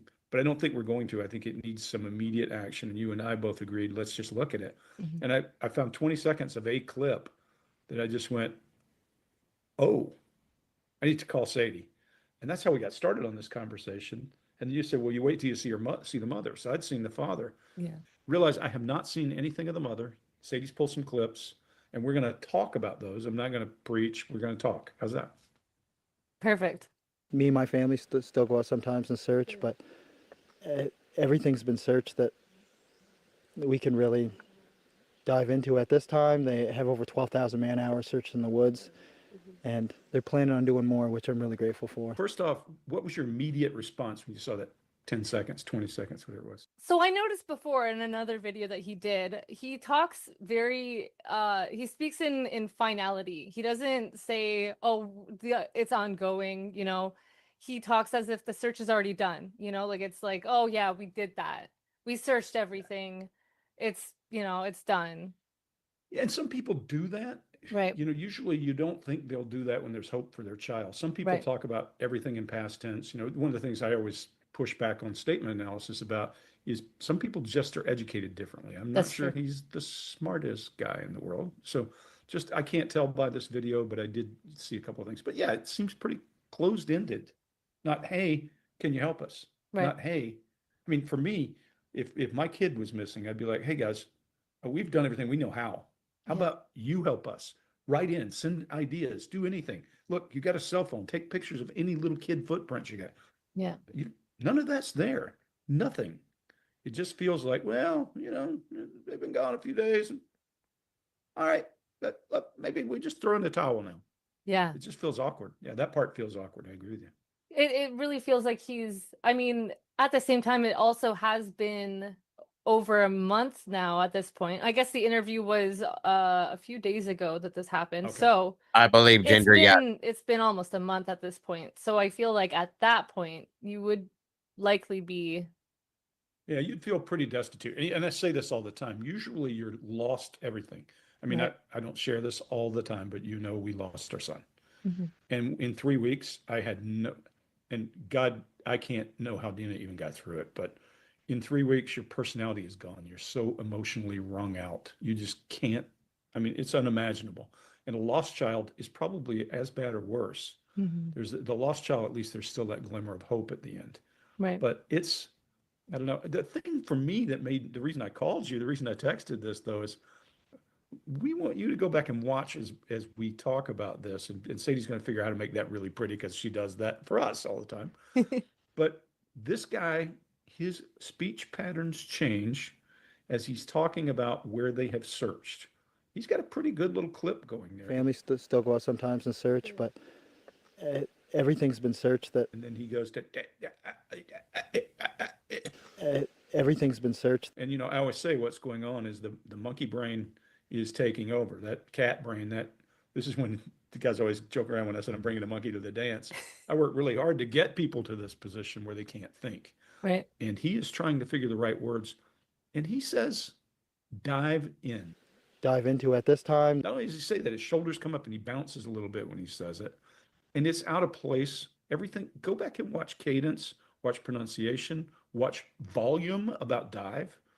Watch all those pieces and tell me what you see, or what do you see, Sadie? Because this is out of his base and a weird choice of words. If I were talking to law enforcement, I would start searching the water around this place.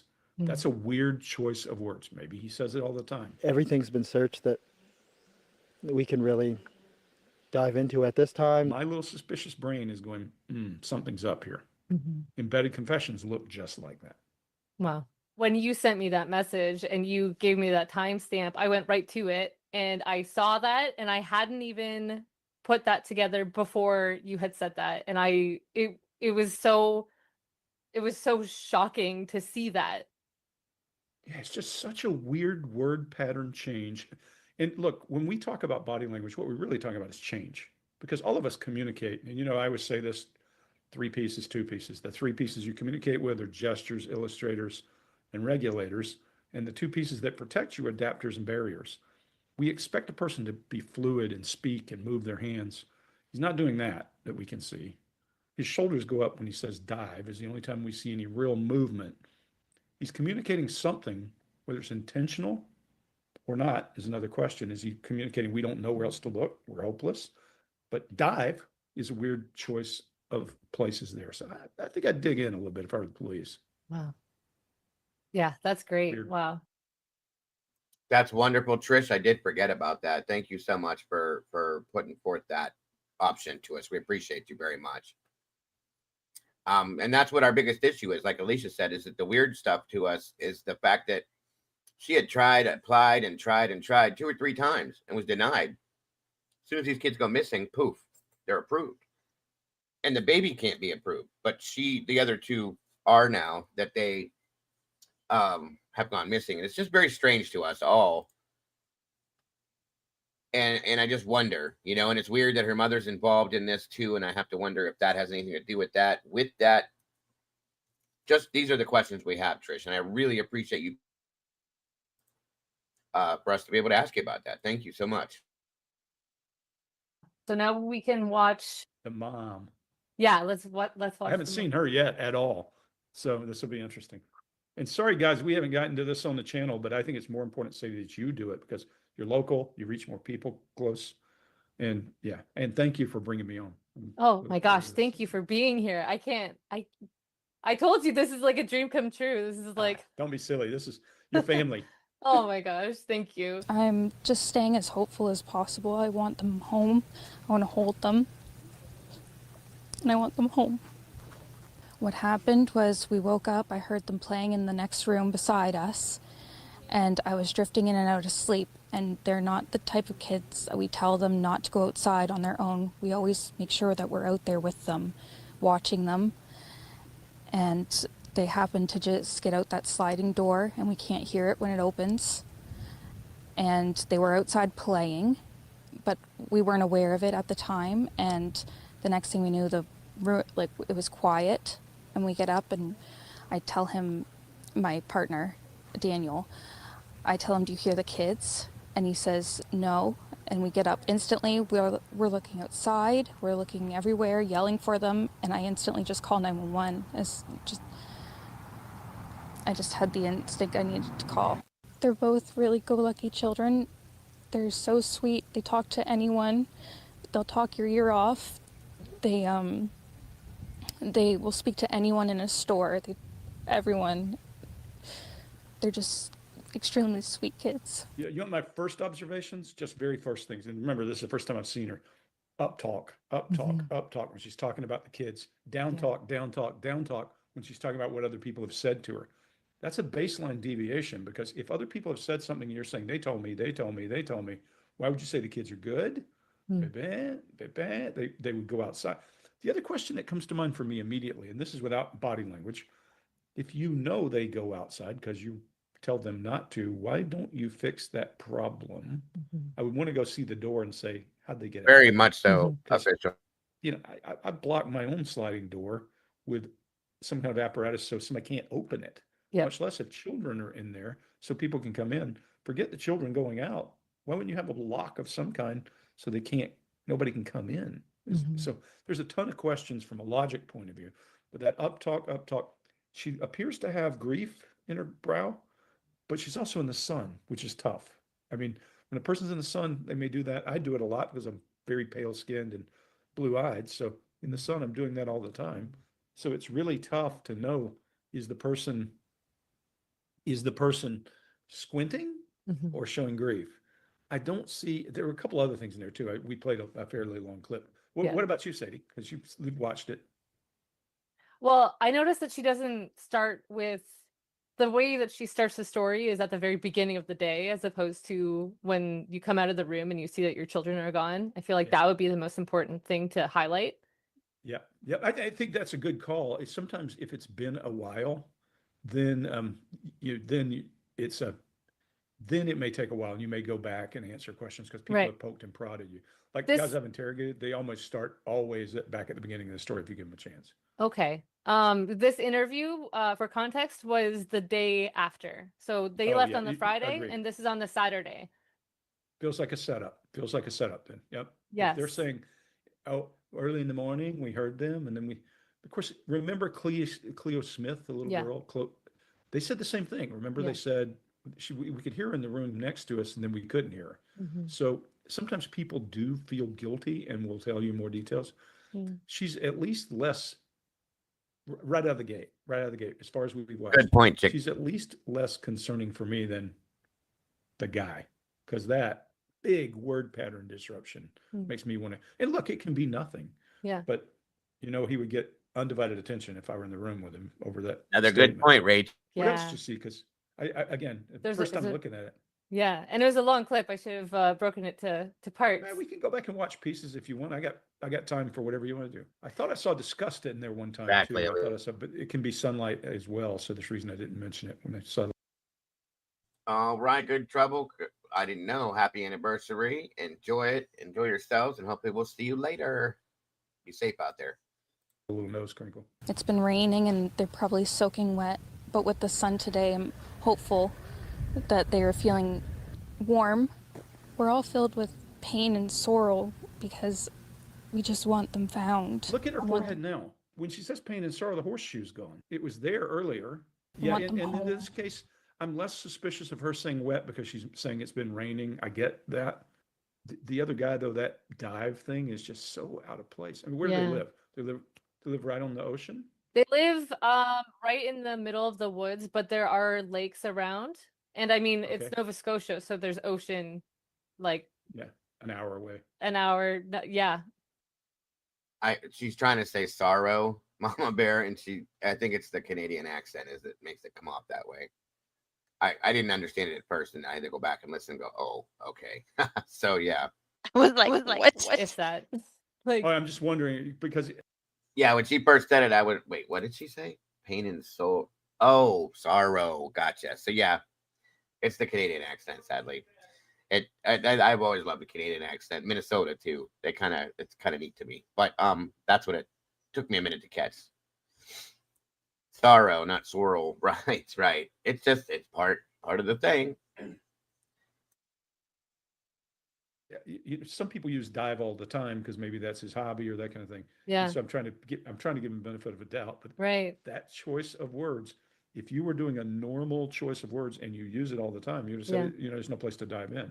That's not what he does. Everything Yeah. is- Tell me what you've got, Sadie, because you probably got a ton of stuff. You've been watching this and Oh yeah, I've been overwatching this. I feel like I've been getting too far into it. It's so interesting because to be honest, I had a lot of red flags with her, and I'm still on the fence with the stepfather. So there's one point where she stumbles over the word search effort, which I just stumbled over. So I guess that's not really saying much, but I I just heard that. was wondering what you thought of that. Yeah, I heard it and I didn't assign anything to it because it's a weird, people don't use it every day. It's not Right. like 7-Eleven or something like that, convenience store. Yeah. Most of us don't ever have a reason to have search effort. We don't. I mean, Right. I'm a military guy, so different kind of mindset. I don't know. Is it Daniel trying to say? I had a question about this too. I didn't bring it up yet, but I was gonna end because of the way he says what he says, Demon. When he says leave Malia alone, don't do this, don't do that because it's going to affect their baby. Is it that, or is he trying? Is it because he knows she's not guilty of something? And I'm looking at this from all sides, guys. Understand that. Is that why he's saying it? Because he knows maybe he's the one that's guilty and he's deceived everyone. And that's why he's saying, don't put this on her. Don't put this on her. She didn't do anything because of that. Or it's truly because he doesn't want her, because he still cares about her and he doesn't want her to feel bad. It could be a couple different reasons, I'm just saying. Right. Is he gaslighting her? That's what I'm saying, Rach. It could be, and we have to look at this from different angles, whether we believe in him or not, or want to, because he showed us what we believe is genuineness. We have to make sure that we understand that there's deceivers out there and they're very good at it sometimes. We've seen it more than once, guys. Way more than once. Yeah, gaslighting and discrediting her, 100%. It could be. It could be. She could be absolutely innocent of everything. And this is all on him, guys. And that makes good reason why all this is happening like this. And so then we're going to have to backtrack and go, okay, we were wrong. That's not what happened. And he did a great job of deceiving everybody. That could be what happens. But like I said, I've had them both on the table from the beginning. I just try to follow what we see. Take it for what it is. Could be very fake, though, folks. People are very good at this. Sarge in the house. What's happening, Sarge? Sorry I missed your show last night, Sarge. I didn't even realize you were doing it, but I did catch the replay. You did a great job as always, and thank you for being here today. So, but you would think that she would have a little. The lilting up is my problem. Search effort didn't. And let's go back and listen. I bet when she says search effort, she doesn't lilt up. She only does it when she's talking about the kids. Yeah. She's asking for approval when she's talking about the kids and not when she's talking about other things. Good call out, though, because those kinds of things sometimes are. That's great point, Scott. Well, here, the reason why they left is because there was an argument that happened and her family was blaming him and his family said, get out, basically, because it's their property. And so that's the whole reason behind that. But why isn't she coming out saying anything about him? That's the other side of that. We don't know, but it's a very interesting thought, Scott, and I appreciate you throwing that out there. Guys, check out Sarge's channel if you will. Welcome back, Christy. Thank you for being here again, dear. I hope everything went well. Guys, if you're not doing nothing, run over and subscribe to Sarge's channel, the Your Ass Hurts News Network. You'll love it. He's always raw and on point and right in your face with things. He doesn't bounce around the bush or anything. So it's always a good time over there. So go check him out if you will, please and thank you. LL says, again, I feel like when she says his name in the first clip, she has an interesting look on her face. And I hope they talk about that. Could be. The thing that caught my attention right away was that she said my partner, not my fiance, not my, because I think I heard that after a year, you're common law married if you live together. And I don't know if that's true or not, but she didn't say husband, boyfriend. She said partner. That was strange to me. Why it is, I don't know. I don't know. And that I would like to see them break that down. The biggest red flag. Yeah. Well, I mean, it's so there's so much going on here that there's just so many questions regarding this case in general where you just have no idea what's happening. So everything and, is, here's the thing. When you lose a kid, things are, I mean, God forbid anybody deals with a kid getting kidnapped or lost or even, any of that. But your brain, there's no place in your brain for that. And when it first happens, you're scrambling for trying to understand. You don't have any, this is a frame of reference problem. And if it's day one, you can be scrambling for what the hell, how this happened, what did I do wrong, even if it is above board. Now add to that, when it isn't above board, a different story. So I think we have to give them a benefit of a doubt a lot of times. And you'll hear me say that, like sometimes people have no frame of reference. Sometimes there might be drugs involved, meaning they were sleeping because, and there's guilt associated. I don't know anything about these people, but if they drank a lot the night before and they slept through and their kids disappeared, that could be guilt. So I try to look for all those reasons when I'm thinking about it. And so, I appreciate you doing it this way. Sadie, it's worth looking. But that lilt up is my first red flag. Yeah. I appreciate the huge search effort going on right now. But we've been pushing for an Amber Alert, which hasn't been issued. They were really adamant that they were abducted and they weren't really looking into any other option. That's different. Yeah. When a person comes up with, especially if you live in the woods, you live in the woods, if I live in the woods and my kids have access to a door, truly have access to a door and can go out and play, Yeah. Like I said, number one, I'm going to bolt that door shut because these are little babies, Absolutely. But number two, my first horror would be they're lost in the woods. Yes. I'm going to try to find them. I would look for footprints and look for all that. I mean, my brain goes to logical first. Mhm.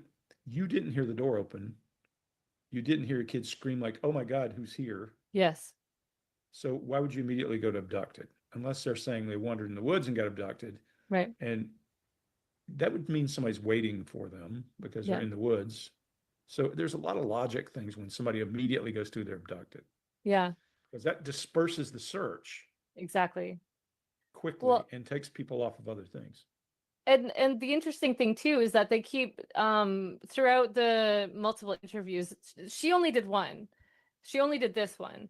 And the Okay. stepfather did multiple, and it's always been said that they are very friendly. They'll talk to anybody. They'll talk your ear off. So it makes it Okay. seem like they're kind of setting it up so that they're, oh, you know, they were abducted, kind of like pushing Yeah. the Yeah. attention elsewhere. Well, that's when a person immediately goes to abduction. Of course, that's a fear of all parents that their Right. child's abducted if they're out. But that's more likely to happen if you're in a populated area. For sure. You live on acreage, especially if you have dogs and all that kind of thing. I don't know anything about their situation. Mhm. When people go that way, when they insist they're abducted, then you're like, okay, how could that possibly be? We're in the Yeah. woods. The McCanns immediately said she's abducted. Mhm. Well, of course they did because they're in a very tightly populated area and she's disappeared. Right. And they walked all around the place and looked. And people will say that that's criminal, that they did something.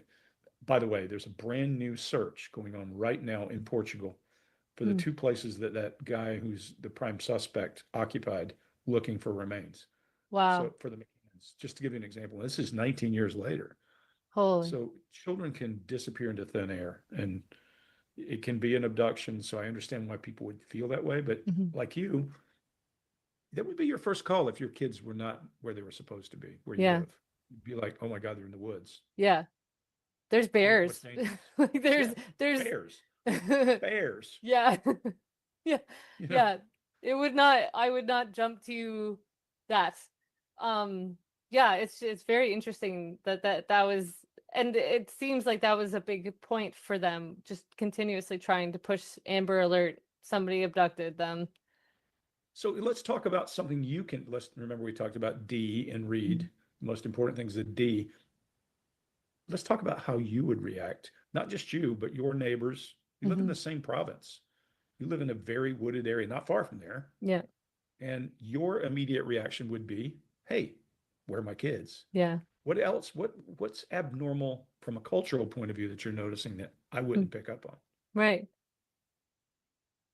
I guess that I feel like there's just so much. Like I think that's why I'm so drawn to this case, because there's so much to it that I'm finding so many things abnormal. It's not just like one thing, it's everything. Like even like you said, the door, they say that the sliding door is quiet and they snuck out of it. And Put a bell on the damn thing. I mean, come on. but even looking, there's like a picture that was taken of it, and it does not look silent. It does not look like a quiet door that a 6-year-old and a 4-year-old could. Here's my thing too with that door, guys. I've thought about this too. I don't know about you, Mama Bear, but I've lived in a house that has a slider on it. Okay. I know people that have sliders. They're big, heavy doors. Neither one of these kids, in my opinion, looked strong enough, unless it's very well oiled and taken care of, to open that door. Those are heavy. Okay. And Yeah, I have a slider, go ahead. Yeah. Okay. and it's heavy, and I have to use all my weight to pull. That's what I'm saying. And these are tiny little ones. They're tiny, 4 and 6, but they're little. Okay. And they make the one I had before, the track makes all sorts of noise. And like I said, unless you keep that oiled and you take super good care of it, and I'm not saying they didn't, but yeah, it's a pain in the butt. So and plus the door handles are typically in the middle. So you got to get a good grip on that door handle. If there's one on there, some of those door handles have the ones that are built into the door where you just slide your fingers in and you pull it that way. Some have little, it's extended door handles. There's our Bonnie. Thank the Lord. We were just talking about you, Bonnie. Good to see you, dear. Thank you for being here. And yes, wonderful. There you are, Cap. You can show her your love right here. I don't have to pass it along. She's right here. Wonderful to see you, Bonnie. We've been thinking about you, dear. So yeah, I've wondered about that with that door. They're heavy. Oh Jesus, sorry about the echo again. They're heavy. They're really heavy. And could they reach that? The taller one, Lily, could she reach that? What kind of a door handle did it have? I didn't even get to look at the picture. Truly, I didn't think about it. And you got to hear it. You got to hear it when it opens, in my opinion. I'm just saying. I've always had issue with that. It's almost like they all make some kind of sliding noise. I mean, because it has like on the, I guess the rails or whatever on the inside, the door has like those, like a brush or finger things, and it makes that shh noise too. Well, and then mine used to make like a grinding, clinking noise when you would open it. The locks. Who said that? Welcome, all things. Good to see ya. And Murky's right. The locks on those are a pain in the behind. Like you have to push it, lock it, pull it, move it. I used to have to mess with mine all the time to get the locker unlocked. Yep. So that could be why it was left unlocked, because it's such a pain in the butt. Yeah, it can be super loud. Like I said, you have to keep them oiled. The track has to be taken care of and kept cleaned out. You can't anything. It will make noise, and it's a pain in the butt. Yeah, like a suction, right, Brian? Yeah. Like, yeah, that's exactly the way to make explain it, because it seals when you shut it. So it's just, I don't know. Some of them, it could be an easy one to open. It's just anyone I've ever experienced is heavy and a pain in the butt. So I don't know. That's always been one of my issues with this story, with this thing, and the fact that you didn't hear it, but then there was talk that it was heard, but nobody reacted to that. Why didn't you get up and move when you heard it open? I don't get this. Okay, this is the weird part with this. Oh, shit.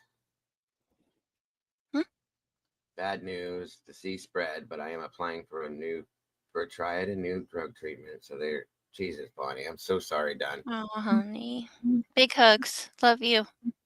Absolute love, and always, always, always prayers, Bonnie. You know that we love you, and you're in our hearts every day, constantly thinking about you.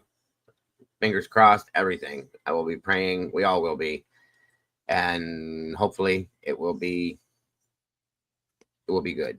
It will be okay. I have faith. You know, I have faith. I have had faith from the beginning with this, and I'm not going to lose that. So everything's going to work its way out. I have a great feeling on that. Just know we love you. We're always thinking about you, and we're always praying for you. And I'm grateful to see you here, Bonnie. I am.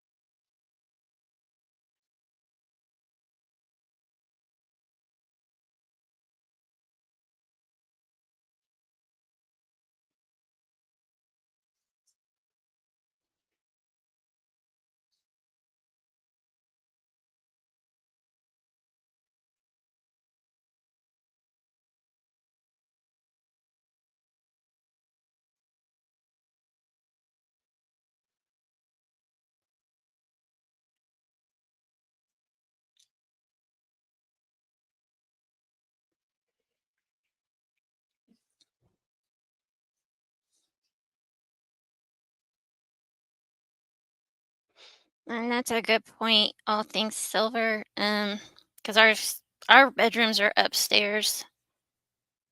But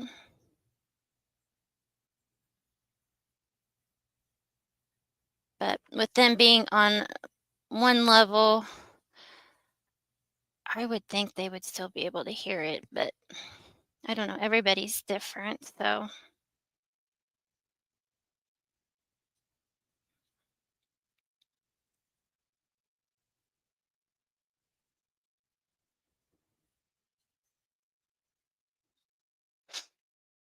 Right, Murky, we had one of those in our door too.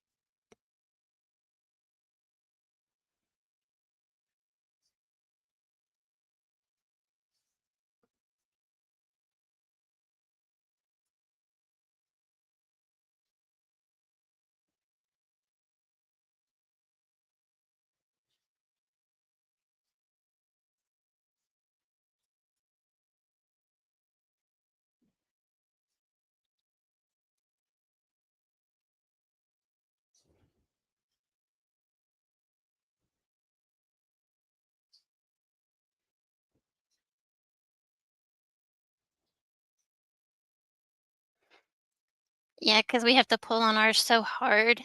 Our actual door handle's kind of wiggly. Can you guys not hear the audio? No, I thought you stepped away for a minute or something. Is the audio not working? I didn't hear anything. Hold on.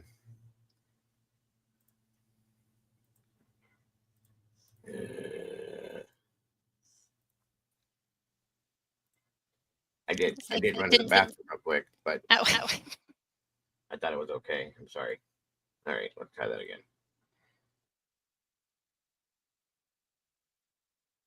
Right. And that would mean somebody's waiting for that them better? because they're in the woods.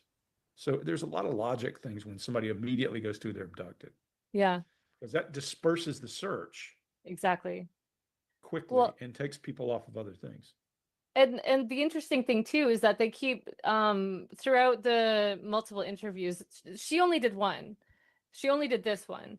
And the stepfather did multiple, and it's always been said that they are very friendly. They'll talk to anybody. They'll talk your ear off. So it makes it seem like they're kind of setting it up so that they're, they were abducted, kind of like pushing the attention elsewhere.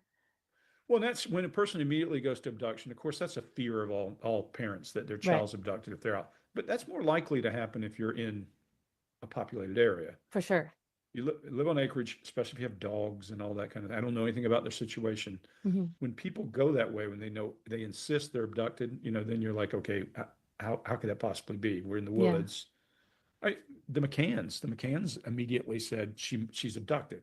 Mm-hmm. Well, of course they did, because they're in a very tightly populated area and she's disappeared. Right. And they walked all around the place and looked. And people will say that that's criminal, that they did something. By the way, there's a brand new search going on right now in Portugal for the two places that guy who's the prime suspect occupied, looking for remains. Wow. So for the McCanns, just to give you an example, this is 19 years later. Holy. So children can disappear into thin air, and it can be an abduction. So I understand why people would feel that way, but like you, that would be your first call if your kids were not where they were supposed to be, where you live. You'd be like, oh my God, they're in the woods. Yeah. There's bears. There's bears. Bears. Yeah. Yeah. I would not jump to that. Yeah, it's very interesting that was, and it seems like that was a big point for them, just continuously trying to push Amber Alert, somebody abducted them. So let's talk about something let's remember we talked about D and read. The most important thing is the D. Let's talk about how you would react. Not just you, but your neighbors. You live in the same province. You live in a very wooded area, not far from there. Yeah. And your immediate reaction would be, hey, where are my kids? Yeah. What else? What's abnormal from a cultural point of view that you're noticing that I wouldn't pick up on? Right. I guess that I feel like there's just so much. Like, I think that's why I'm so drawn to this case, because there's so much to it that I'm finding so many things abnormal. It's not just like one thing, it's everything. Like even like you said, the door, they say that the sliding door is quiet and they snuck out of it.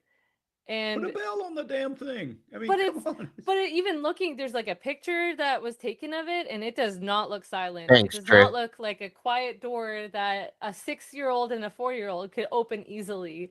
Right. And I mean, same thing. Her name is Sadie. She's a psychologist, and she does the same type of things. She analyzes people's body language and stuff like that, and can kind of give you like a behavioral analyzation. So have one of those doors in our bedrooms, and there's a 2x4 like blocking it so it can't open.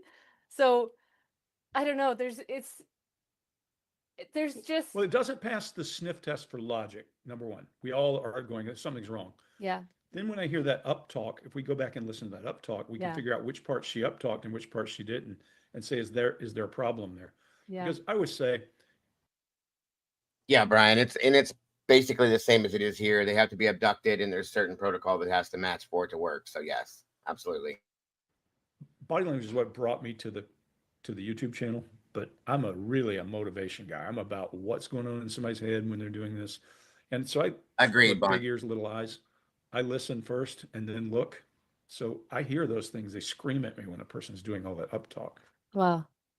That's very interesting. I noticed that on I Want Them Home. She Yeah. does an Whoop, up talk. whoop, whoop. And it just really it seems so uncertain that she wants them home, which is weird. And then she does a shoulder shrug when she says Single. I want them home again for the second time. She does a double shoulder shrug. Yeah, and you know that can, if your hands are up, that can be helplessness. Look, I want them home. That can Yeah. be helplessness. But if So it's let's that, see. Yeah, let's see. that'd be Let's interesting see, to see. because that's right at the start, and then we can watch the up talk, the tone Okay, as yeah, well that at the sounds same cool. time. As hopeful as possible. I want them home. I want to hold them. And I want them home. What happened was we woke up, I heard them playing in the next room beside us, and I was drifting in and out of sleep. And they're not the type of kids that we tell them not to go outside on their own. We always make sure that we're out there with them, watching them. And they happen to just get out that sliding door, and we can't hear it when it opens. So here, you hear that and. Yes. Those are opportunities. It doesn't mean that the person's being deceptive. Okay. Anytime a person says and, that is a shortened version of and then after that. Right. And that's called time hiding. Yes. There's any time a person uses a contracted time, there's a problem.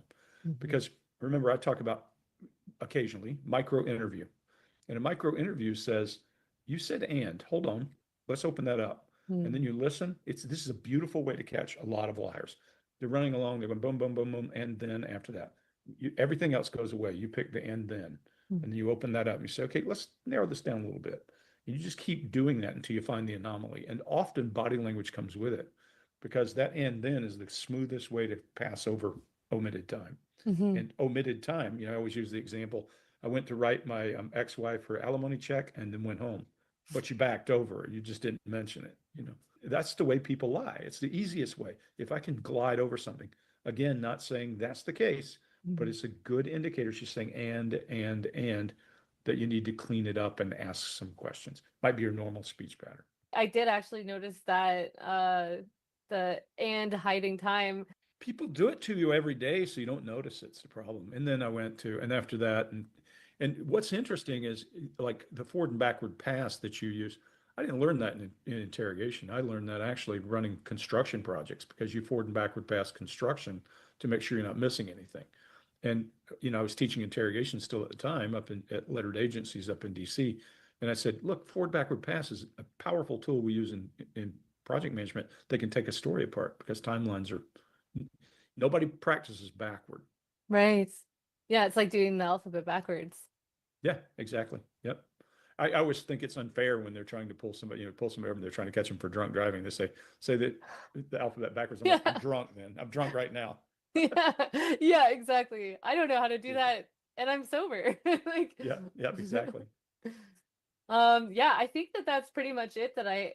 Most of the things that I have, except, yeah, I guess we kind of went over they're so sweet. They talk to Yeah, anyone. go play that little piece too. Because that's where the lilting starts. Right after that, I think is where the lilting gets worse, right? Yeah. They're both really go-lucky children. They're so sweet. They talk to anyone. They'll talk your ear off. They will speak to anyone in a store. Everyone. They're just extremely sweet kids. Not a whole lot. There's just opportunities for her to hide information that I would not leave alone. Right. And there's some logic gaps.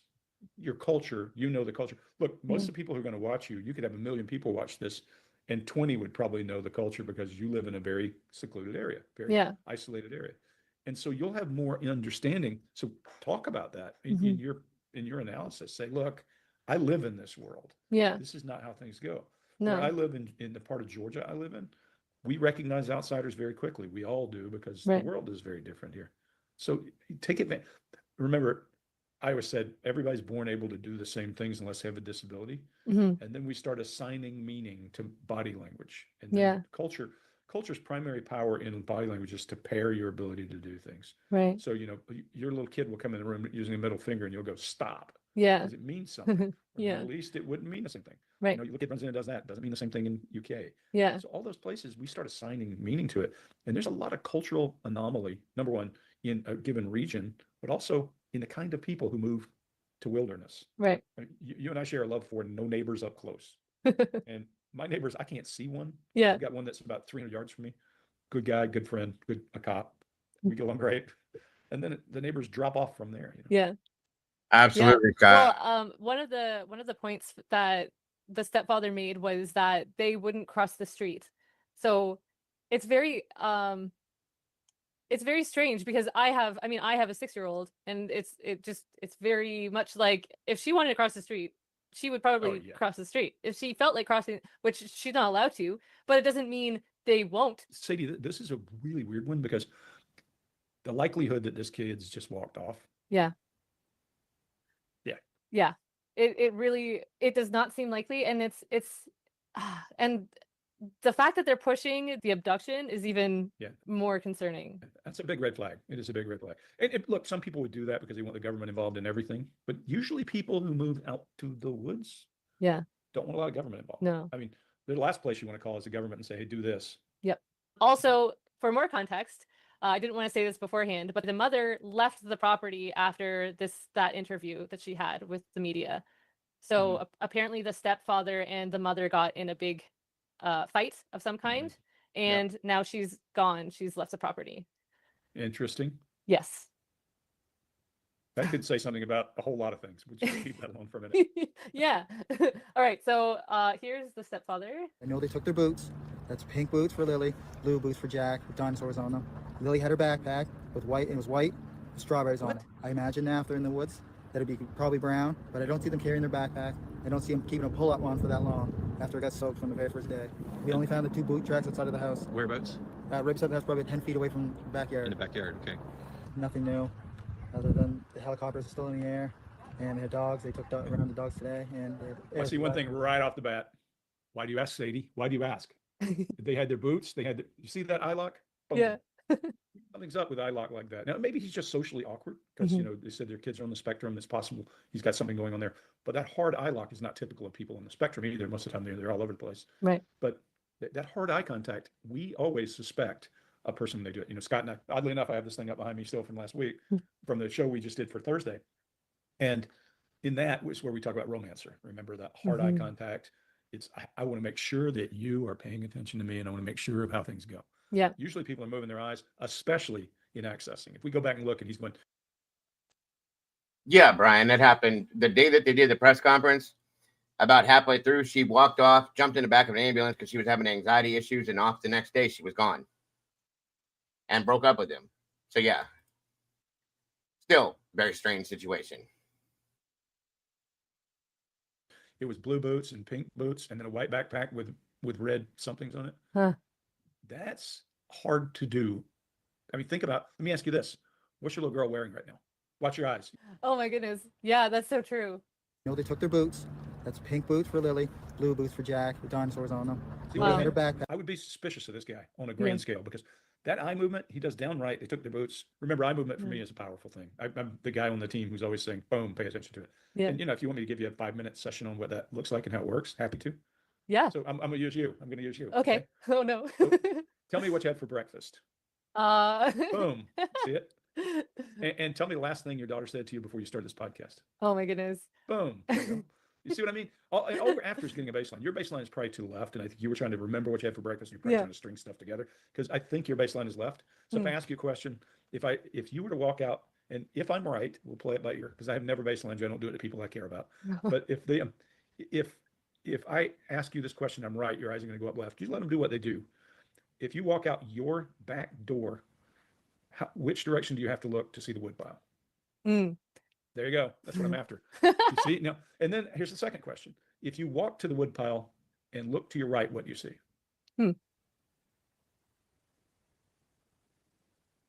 Now you're not sure. No, I'm not sure. Right? No. Yeah. So good. That's good. I think you're still a left baseliner. Anyway, so if I ask you, well, you got a favorite song? Yeah.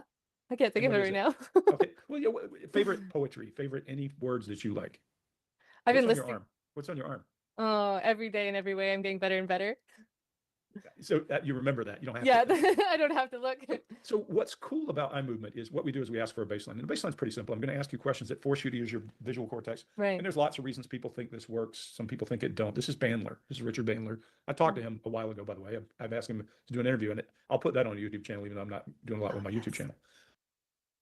It's funny because when my wife got her degrees in psychology, she was big about that eye movement thing and the body language thing. It was a big deal that they had to do.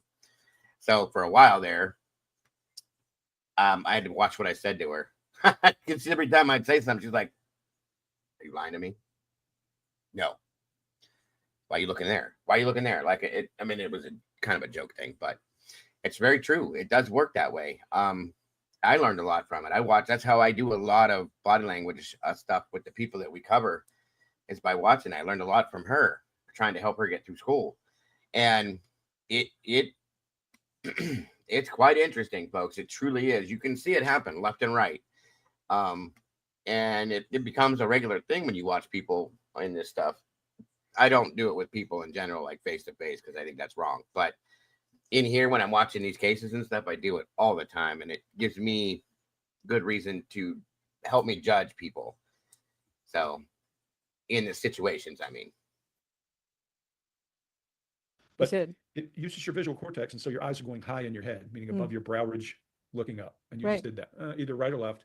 And we ask a question that we want the person to answer so we can figure out where they go, left or right. That's visual, up above the brow ridge. Right. Sound is usually between the brow ridge and the cheekbone, either left or right. And we ask a question for memory, like your favorite song, like your favorite sentence, whatever it is. So the person goes and looks left or right for their baseline, and then we know they're left or right. And then down to the right is emotion, down to the left is internal voice. We see him go to emotion when he's talking about what they were wearing. Don't know why. I want to poke and prod and try to figure out, understand it a little bit. If I were poking and prodding and asking questions, I would try to baseline him pretty quickly. But he's not really even accessing after the emotional part. He's just looking at you and saying, and they were red and blue, and because he knows what they were wearing. Likely, he's not having to remember. If you almost every one of these people, the McCanns, anybody else, when you ask them what their kid was wearing, they have to remember. Right. That's why you usually know they're not. This is an odd one. This is another red flag. I urge the public to come out if you have anything, come out as fast as possible and get it to any detachment or any police service that you have available to get to talk to. And Jack just absolutely loves bugs, dinosaurs, and anything like that. Lily loves girly things, but she also loves doing everything with Jack, bugs. They're like best friends. This kid's on my radar. He said loved in past tense there. But even better. Yes. There's no emotion, no tears, no anything else. There's some contempt. Yeah. Or disgust. I can't tell which. You'd have to go back and watch it. But early in, he's going to go to whatever police. Any detachment or any police service that you have available. Yeah. He exposes his teeth. Either he's in contempt or, it's an exposing of canines, one or the other. Yeah. I'm not sure which. But if you go back, you can freeze it and find it. Yes. There's a whole lot of mismatched signaling coming from this guy. Wow. Looking you dead in the eyes when he's trying to access. And then the fake cry. And I mean, Yes. It's just a whole lot. And then, yeah, loved. Yeah. Yes. I noticed as Beautiful soon as catch. he broke away, he immediately checked to see if his story was being bought. He was like, Yep, yep. Confirming glance. Yeah. yeah. It was almost like Phantom of the Opera or something. Yeah. Yes. Yeah, exactly. Yeah. So that I had to show you because yeah, that's just it's Well, something. He's red flag boy. There have been for me, guys, a couple of his cries that I wondered the emotional break if it's real. But some people do it different, guys.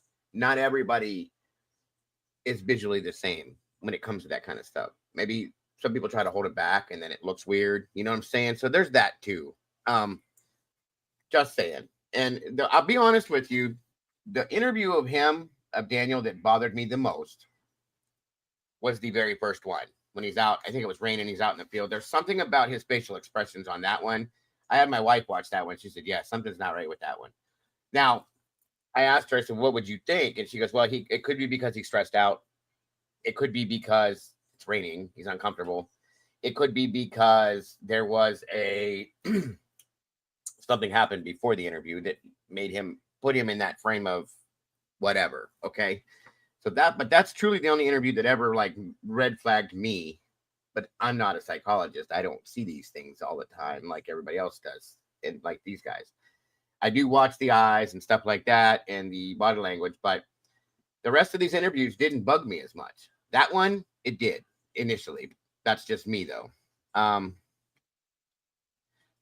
Jacob, welcome back, my friend.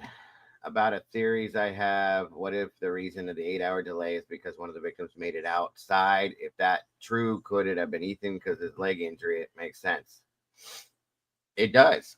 That's interesting, Jacob. And make sure you save these questions for when we do the Idaho shows. I'd love to have your questions thrown. You always bring great questions, my friend. That why someone said early that morning they saw the sliding glass door open. Could be. That could be. That very well could be, or it could have just been left open from the intruder that came in and did what they did. But thank you, Jacob. Always appreciate your questions, my friend. Always. On we go. On we go. Way for sure. Yeah. And now remember, let's talk about dynamics of relationship. Right. It's entirely possible that something happened that she was not part of. Right. And that she was suspicious of but party to and guilty feelings for. And it's entirely possible they just feel guilty from the people being gone. But this guy has a ton of red flags. Yeah. My text. And yours too. Yeah, absolutely. Yeah. You probably got a ton more. The big thing is that a lot of his stories are just very repetitive. He and this is not in this video specifically, but like in many of his videos, he repeats himself word for word. He goes like the story that he tells is exactly. That's the biggest thing, folks, is to be able to read a body language on somebody like that. You kind of, Meg is right. You need to build a baseline first of the person. That's, again, something my wife has said repeatedly to me. And I try to do that from time to time. And you can't do that always based on some of these real quick interviews that just come and go. You know what I'm saying? So it's kind of hard sometimes. So, but yeah, that's an important factor in this. Sometimes you can grab things right out of the gate that are just so evident. It's like, okay. But besides that, yeah, that's a great point and a great statement, Meg. That's what typically anybody truly. Exactly the same. It doesn't change at all. And it's like, there's no, you can tell that he's retelling a story that he's thought of as opposed to reliving a memory, because I mean, obviously when you go back to a memory, it changes every time you go back to it. It's normal when you get much older, you've lived through something for a long time. Like if I tell you a story about the Middle East, it's not going to be identical, but it's going to be damn close, because of course. I remember the parts that matter that people want to know and that kind of thing. And because it early on, and there's not many places that do it in Canada, so they're flying somebody in. Why do you think you need to do that? Do you think they don't believe you?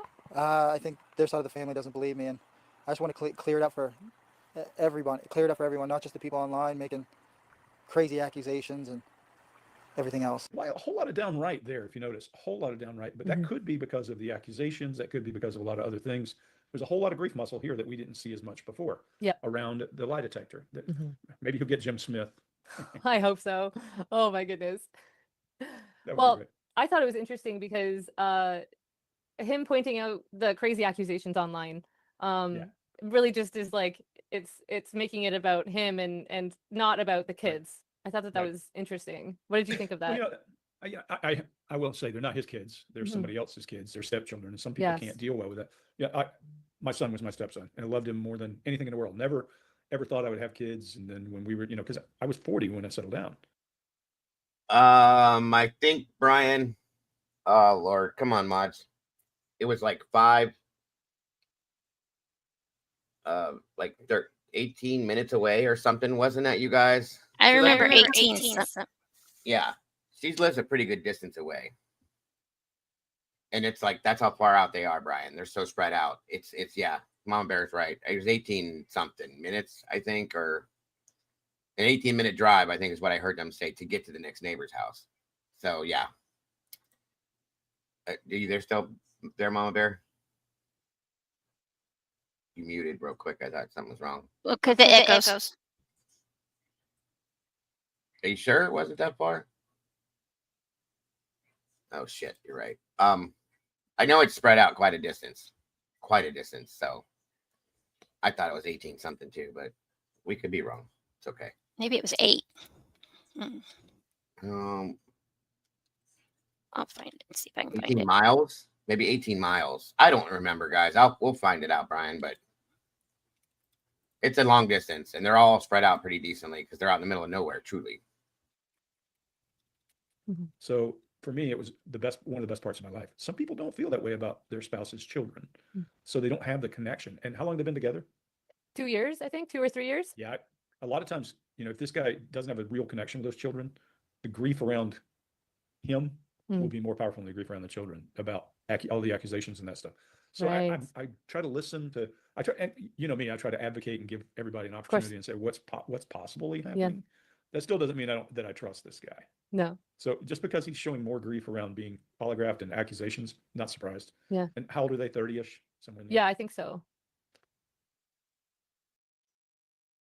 Malaya's 27, Daniel's 32 or 30, I think 33. And yes, it's way out in the middle of nowhere. Mama Bear says 8 kilometers by road. There we go. Thank you, Mama Bear. I knew there was an 8 in there somewhere. Yeah, me too. I don't know where the 18 came from, but yes. Or yes, roughly 5 kilometers east of the Sullivan family's home as the crow flies. There you go. Follow that crow. And yeah, you definitely wouldn't, like Alicia's right. You definitely couldn't see their house from her house. That neighbor, that one neighbor that came forward and stated, unless she drove by being nosy, so yeah.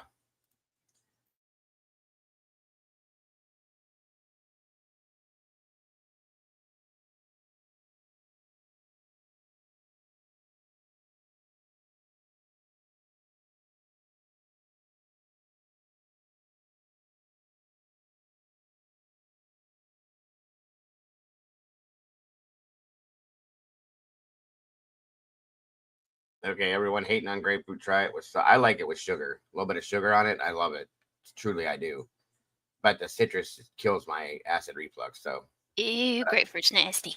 I love grapefruit. A little bit of sugar on that stuff. We used to eat it all the time for breakfast. It's pretty good. It does have a taste. You got to either like it or hate it. One of the two. I don't know about salt though, Demon. That's yeah. Then again, I put salt on apples and watermelon and cantaloupe too. So that's me. But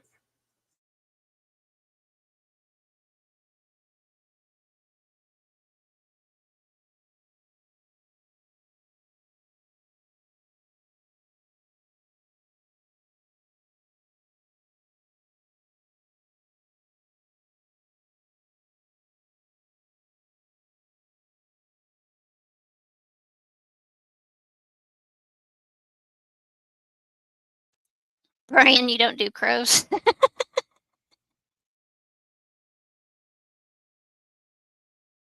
cheese on apple pie scares you?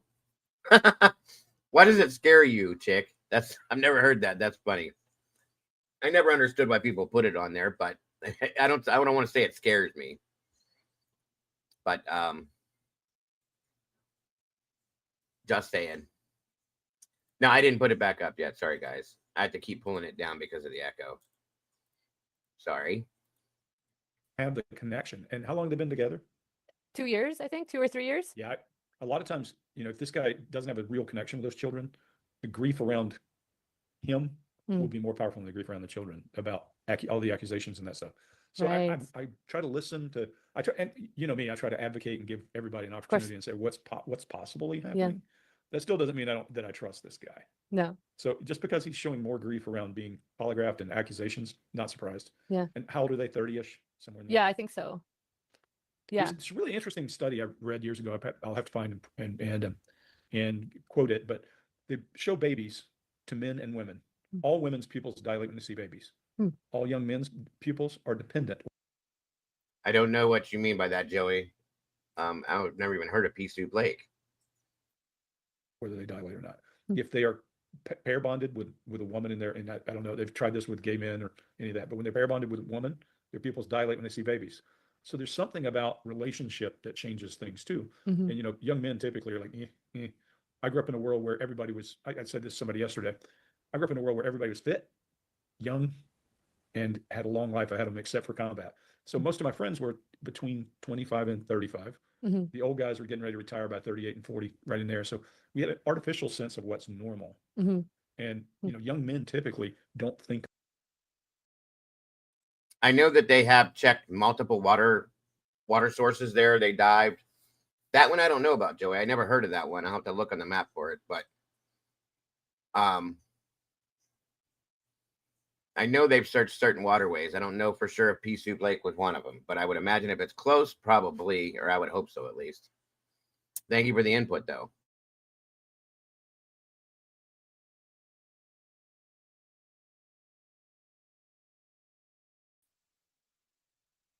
About things the same way young women do. You're better at paying attention to a lot of detail that young men don't, even military guys, because we are focused on different kinds of things. And your brains notice details on a level that ours just simply don't. Mhm. They're looking for different things. They're paying attention to the connection between things. And, you know, people will get, somebody watching this will be upset because I say, your brains are designed for nurture and ours are not. Yeah. It's not. We can learn. Don't get me wrong. We can learn. But your brain constantly pays attention to things and looks at it 50 times. My brain goes, I got a plan and we're going to get it done. Yeah. It's the way our brains are wired. Now, that doesn't mean that either one of us is going to be better than the other in a skill set because of that. But it means that her story is going to be more, Mhm. his is going to be a big sweeping, moving thing with big blocks. And that's what we're seeing. It's about the family. You see what I mean? Yeah. Where she's talking about the kids and about what happened and what could be going on and the search. He's going, they're gone. They took their backpack and left. You know, he's telling big stories that he came to tell. Yeah. And then he's also in this piece doing something that's all about how people feel about him. Yeah. How people, and it's not just me, it's everybody. I'm gonna have everybody. You know, Yeah. if Mark were here, Mark would say, everybody in Nova Scotia is getting autographed. So you know, Mark reads into those big disclaimers. It's like, no, they can't disclaim, they can't polygraph everybody. I Yeah. might be there. What are they gonna polygraph me? So he's talking in big sweeping terms that he's trying to fix the problem, all this kind of stuff. That again makes you go, why do you want everybody polygraphed? Who's at your house? That might be who I would start with. Who was there yesterday, the day before? Yeah, that's a really good point. And I think again, I feel like a lot of what these people do is they really just try to redirect the attention off of them. That's kind of the impression that I'm getting. No, I agree with you here. When he does that broadening of the possible, you know, this is as Chase would he always say something about introducing vagueness or introducing ambiguity. Yeah. So, you know, I interrogated prisoners for 20 years.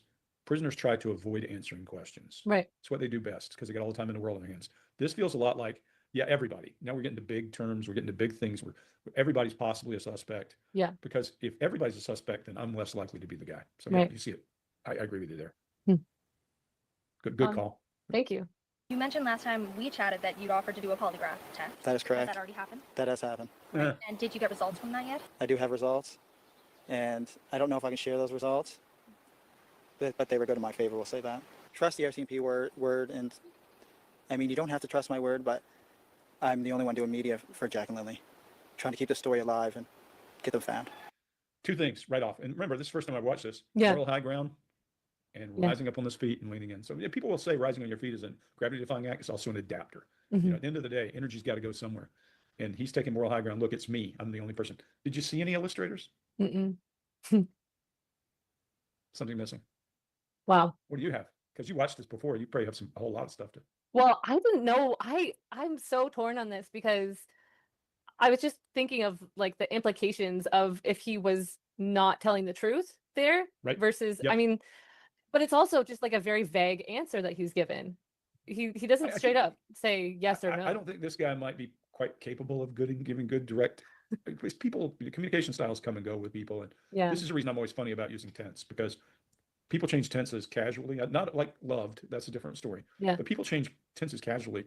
I'm from South Georgia, and people there talking multiple tenses in the same sentence sometimes. Right. It's just like, and it has to do with education, Right. with colloquial speech patterns. I mean, you live in the woods, you know, some of your neighbors have great speech patterns. Yeah. Others, you can't understand them. It's just the nature of the people. So Yeah. I'm careful with that, all of that. The movement, and look, this is the cool part of what we do. If I were going back and analyzing these guys, I'd go back through with a fine tooth comb. Mm. But what we can say, and what I always said as an interrogator is, you just got my attention. Now I'll dig in. I may say you didn't do anything wrong when I'm done, but this guy would really not like the level of attention I would give him because of a handful of things. And if he thinks people think he's done something wrong, ding, ding, ding, red flag, red flag, red flag. It doesn't mean you did anything, but it does mean you've given us reason to be suspicious. Mm. And that's enough, because they're babies. These are children. You shouldn't be angry when people are trying to help you. You should be angry if they're accusing you. Mhm. And that we expect that. We should expect the guy to be a little more agitated. If he's being accused of killing his stepchildren or doing something to disappear his stepchildren, you Mhm. would think he'd be pretty adamant and pretty angry. Yeah. So I see energy movement. I see all that. I don't see a lot of, I didn't do anything. I don't see a lot of Yeah. illustrators. I don't see a lot of denial or emphatic behavior, chin thrusts, and those kinds of things, defiance. Yeah. We also don't know anything about him. Right. Has he been in jail? Has he been, so there's a ton of stuff to learn. Yeah. There's a lot of unknowns. Really good videos, though, Sadie. Thank you. Thank you so much for watching them with me and your brilliant commentary. It's just been, I don't know about that. It's just what I noticed, it's just. oh, I love it. It's so great. So that takes care of that. I do have, very sadly, some bad news. They weren't found or nothing like that, but what I consider bad news when it comes to a case like this. It's really shitty that this happens so regularly, but it does. Let me throw this in here for you guys real quick. Hang on.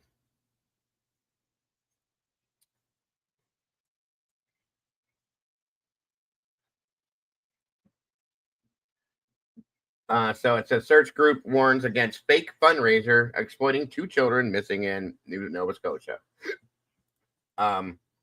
Halifax Search and Rescue's warning against fraudsters impersonating their group who claim that they'll use donated cash to search for 2 missing children.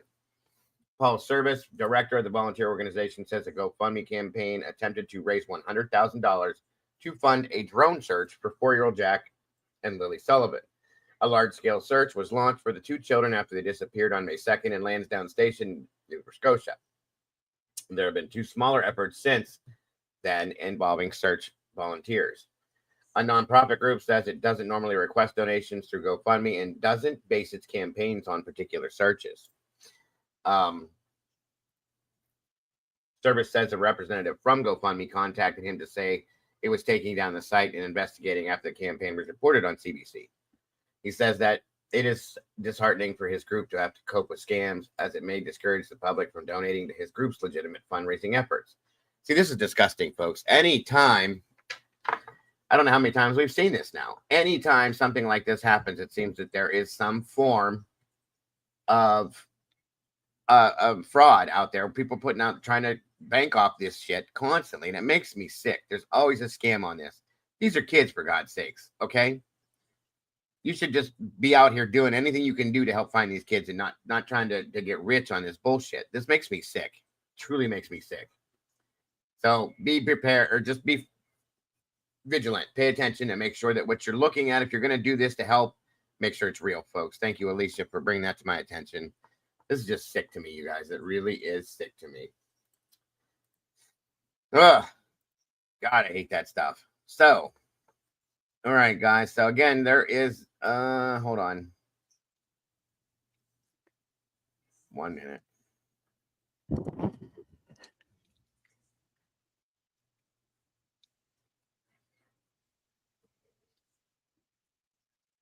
Hold on a minute here.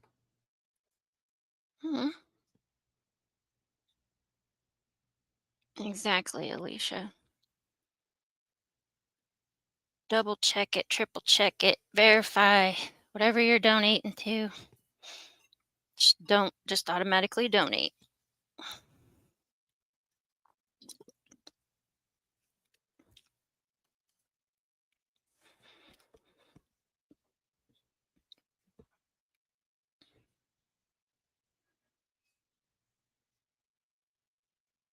All right, y'all. Moving on to the next little piece of conversation stuff we're talking about here. Give me 1 minute.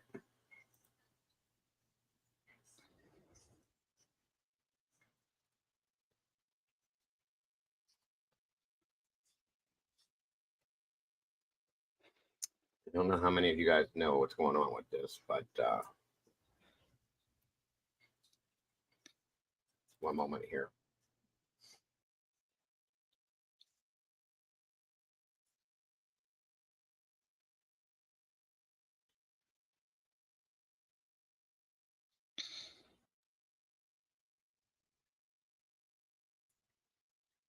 Trigger warning. This video includes sensitive and violent content that may not be suitable for all viewers.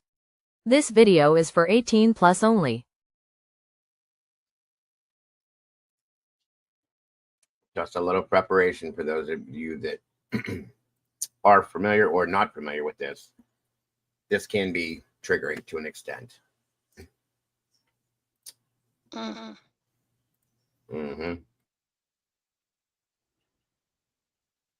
That we have been following here over the past several days. A lot of information developing as law enforcement agencies are continuing an extensive search for Travis Decker, the man wanted for the kidnapping and murder of his 3 daughters in Wenatchee, that is over in Washington.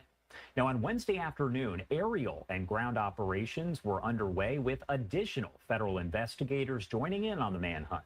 Authorities are on site at the Johnny Creek campground looking.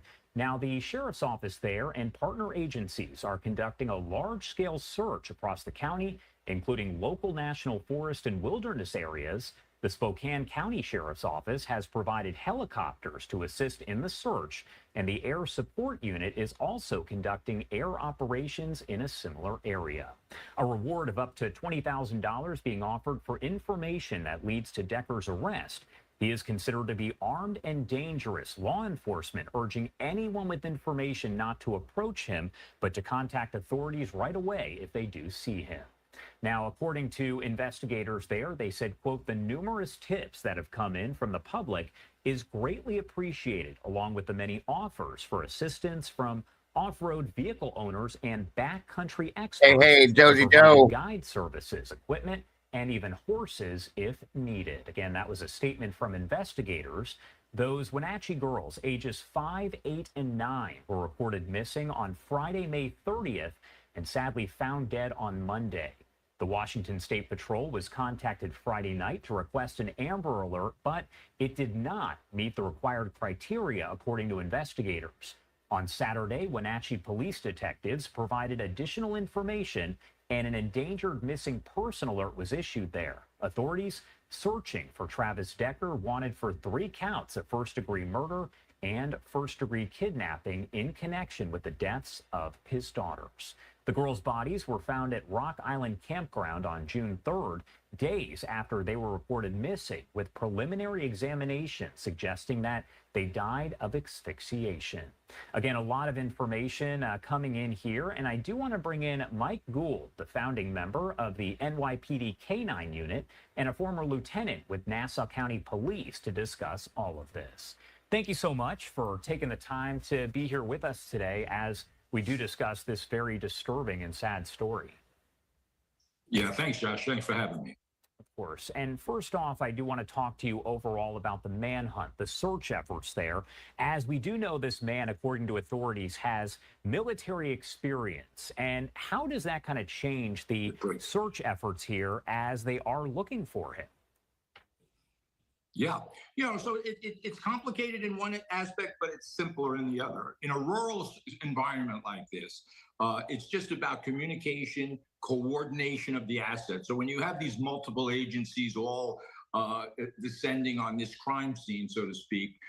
It's the coordination and communication. They have to clear certain areas. You don't want to miss them. You don't want to assume one agency looked here and another agency looked there. So coordination, law enforcement's going in there with all the assets that we have available to us. So it's, in my opinion, all of these things, all manhunts, it's not a question of if, it's just a question of when, and regardless of the person's survival skills, it might prolong it a little bit, but he's ultimately going to be captured.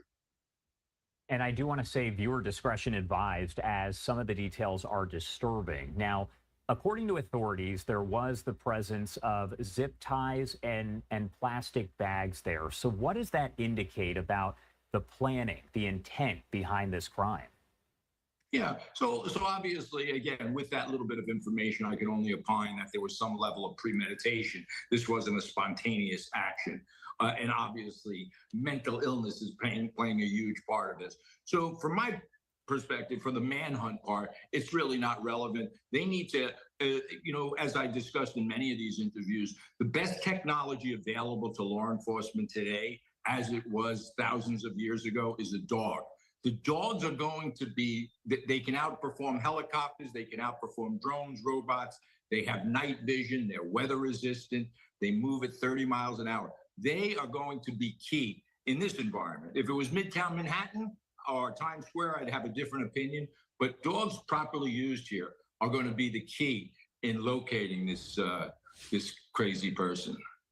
And a lot of tips are coming in here in large numbers, according to authorities. So when you have a massive search, a manhunt that is underway like this, how do authorities go about essentially kind of narrowing the ones down, vetting them to what is actually significant and what probably isn't? Right. So unfortunately, at this stage of the game, they have to operate on every tip. They have to take every tip. And truthfully, a lot of times this person is going to show up. But food is the motivator for all animals. So at some point, he's going to need food. He might be able to live off the land for a couple of months or maybe longer. But in the winter, sooner or later, he has to come out from hiding. And when he comes out, it triggers motion detectors. If your dog is barking at 2 o'clock in the morning, call 911, because I can tell you your dog is barking for a reason. And sometimes people overlook the fact that your own little pet at home is a perfect alarm system that you should rely on. And law enforcement, of course, they have to investigate every lead at this point and not get ahead of themselves. A lot of times, if a person is missing for 1 or 2 days, we've been thinking in our brain that he's off to Mexico somewhere. My hunch is, Josh, he's going to be found relatively close to where he is now, in a place of familiarity. He was a survivalist. Wherever he went out and survived and practiced his survival skills, he don't want to go to a place of unfamiliarity. And movement is going to be what causes him. So he wants to hunker down somewhere and let law enforcement do their thing and let them bypass them. So law enforcement has to be careful. They don't get ahead of themselves and they slow down their search and think about the proximity. My prediction is going to be found relatively close to the scene. One thing I want to ask about is the surveillance aspect, because in a situation like this, we're talking about rural, semi-rural areas like this, traffic cams, drones, license plate readers. What kind of surveillance is being used right now, more than likely? Yeah, all of those things, cell phone pings, if there is. This is somewhat unusual. So I believe this is 90% wilderness, if I understand it correctly. So a lot of technology that we would normally use on an interstate or something like that is not going to be available. And that's why I go back. Actually, I can't help myself. But the dogs are the detection technology that is going to, and so, license plate readers, you have to have license plates. So there's not a lot of activity there. So I think that, and again, helicopters, drones, they're all susceptible to weather conditions. So if you think dogs have night vision, that's pretty incredible, and they're weatherproof, and they can move at 30 miles an hour. So they're going to be key to this search if they're used properly.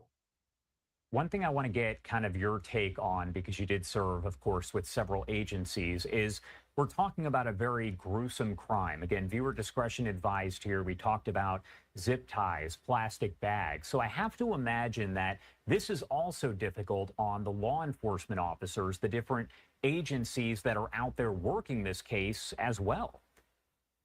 Yeah, of course it is, Josh. I can only speak of my own personal experience. I've been around in law enforcement for 25 years. I was at the scene of commercial airline crashes, 9/11. I've been at the scene of the most gruesome, horrific crime scenes, really, that you could possibly imagine. So with that said, I personally have a way of, I'm desensitized to it, I'm detached from it, and I compartmentalize. Maybe from a psychological point of view, that's not good, but I can't dwell on those things. I will say, for universally in law enforcement, when children or animals are the victim of these crimes, it is an extra level of emotion. But from my own perspective, you can't do this for 25 years like a surgeon in an emergency room.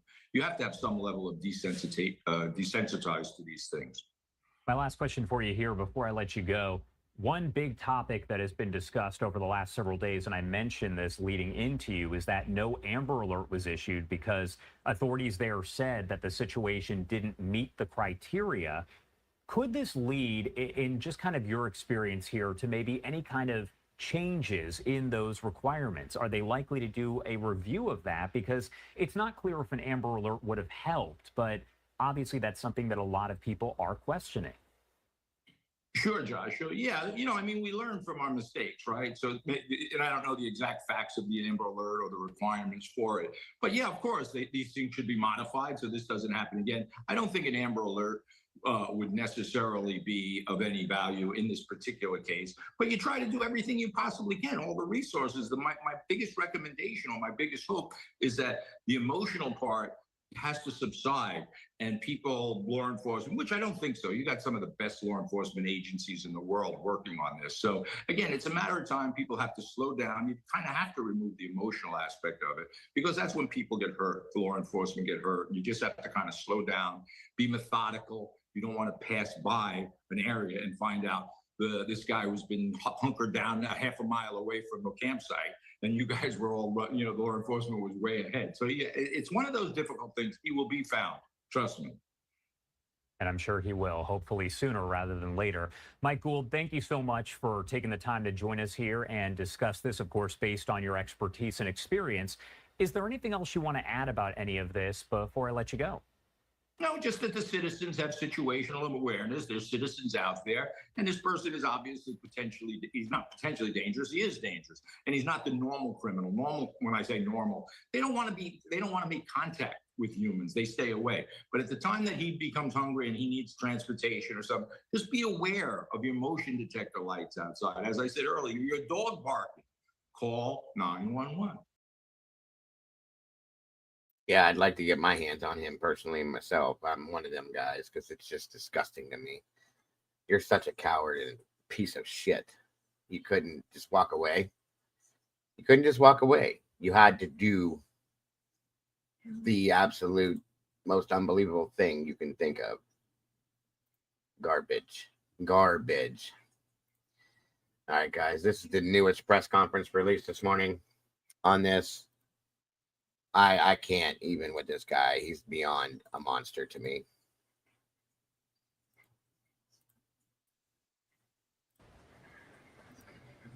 Is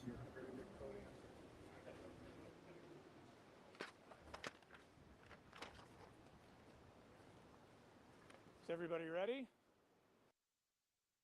Yeah, I did see that one. This is the newest one from my understanding. This came out 3 hours ago.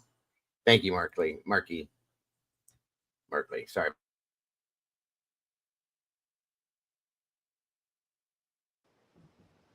Try not to tip over the podium here. Okay, I am Captain Brian Chance with the Wenatchee Police Department. This is Sheriff Morrison, obviously, with the Chelan County. And I'm going to start out the press release and talk about how we got to where we did just a couple of days ago or just yesterday. So I'll start off and give you a timeline of the involvement of Wenatchee Police Department in this case. Yeah, Meg, I saw that this morning. If I do it, I'm going to do it later on this like early evening, maybe.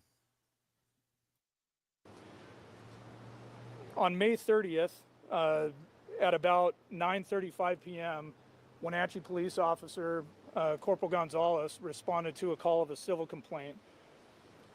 In responding to that call, he interviewed Whitney, the mother of the 3 young girls. There was no reported history of problems with the parenting plan.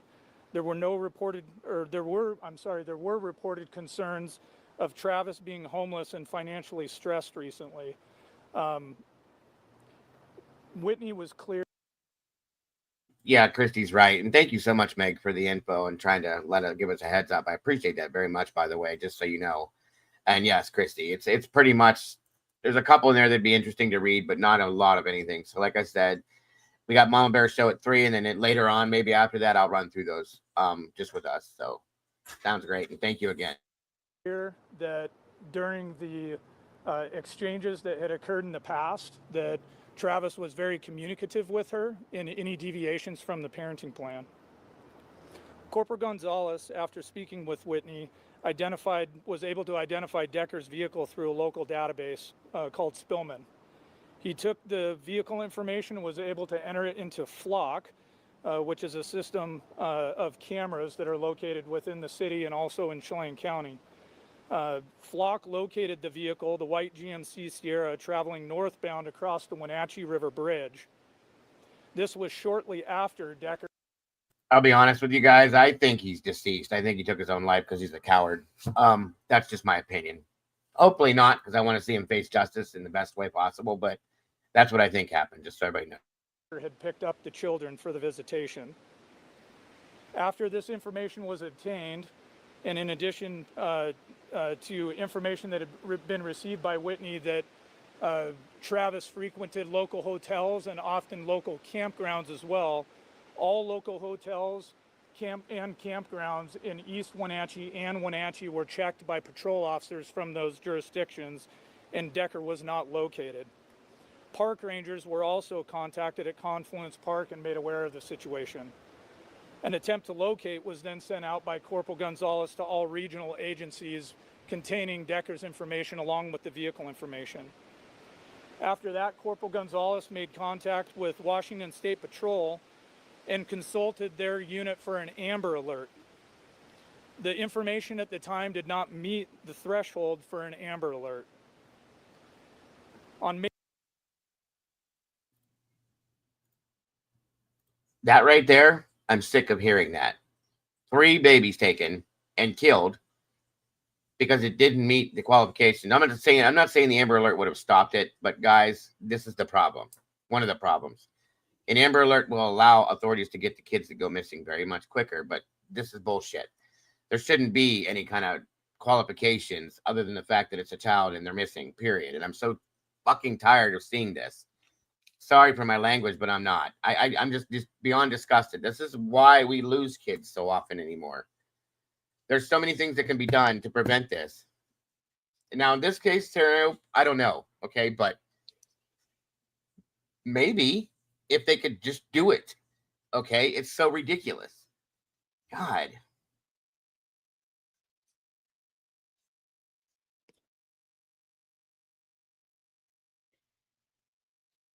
Gonzalez contacted Sergeant Eaton at about 7 a.m.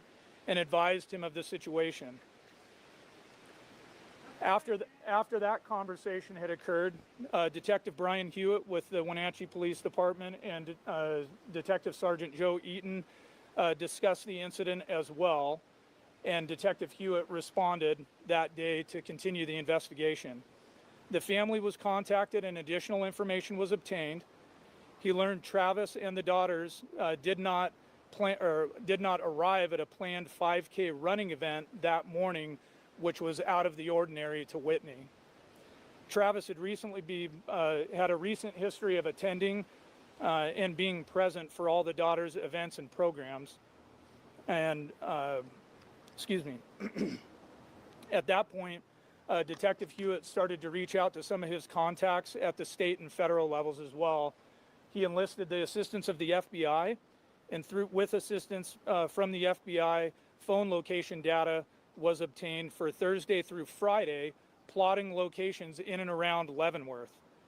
Detective Hewitt then, with that information, went to Leavenworth and started focusing on the areas of Chumstick and Icicle Road, and did not have any success in locating Travis or his vehicle or the girls. Throughout that day, Detective Hewitt had multiple contacts again with WSP, or Washington State Patrol, and continued to provide updates and request an Amber Alert, which still the information that he provided and had obtained did not meet the threshold for the Amber Alert to be activated. However, an Endangered and Missing Person Alert, an EMPA, was activated by the Washington State Patrol at approximately 4:00 p.m. I want to explain a little bit that the Endangered and Missing Person Alert does generate a flyer that goes out to all the contacts through that State Patrol Missing and Endangered Person Unit, so that goes statewide. As well, the information for the alert is posted on the reader boards that I'm sure everybody's familiar with on the state highways around Washington, and those were activated here locally on the major ingress and egress highways such as Highway 2 and I-90. Also on May 31st, Detective Hewitt had developed and communicated probable cause for custodial interference first degree, 3 counts of custodial interference first degree, and began assembling the paperwork to obtain those warrants. The following day, on June 1st, Detective Hewitt conducted additional follow-up and completed his initial report and request for the arrest warrants for custodial interference, which were granted and later entered into the system. The following day, which was Monday, the WPD Detective Unit met to devise a plan for the day on follow-up and submitting necessary paperwork for the warrant to ensure that had all gone through. WSP was contacted again, referenced the Amber Alert, yet we still didn't meet the criteria. The EMPA was deemed to be the best fitting alert, and one of the things that I want to share with everybody about that EMPA, because it is a, I'll say, level below or degree below the Amber Alert, it actually comes with an expiration time. And we were able to work with WSP because we did actually reach our expiration for that alert, and it, by policy, was supposed to have been pulled down. But through good communication, good cooperation, and the relationship that we've built with Washington State Patrol over a long period of time, they agreed to leave that up.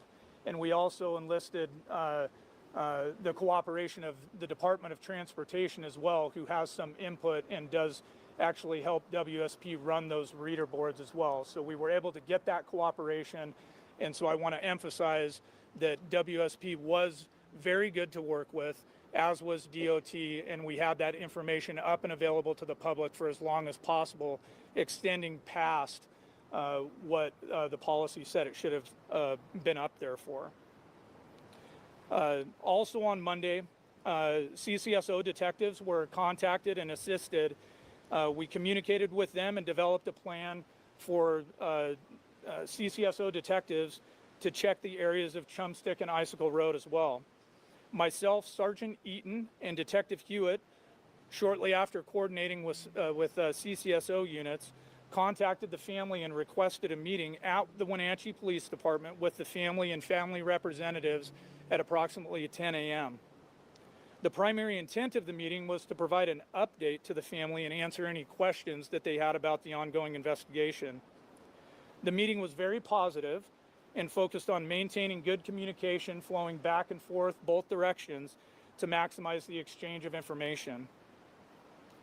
At about 3:47 p.m., a CCSO deputy located the vehicle up the Icicle near the Rock Island campground. Sergeant Eaton and Detective Hewitt immediately responded to there to assist, and I remained at WPD to continue communication with the family and to coordinate additional law enforcement assistance from down here in the valley should it be needed. Upon arrival at the camp,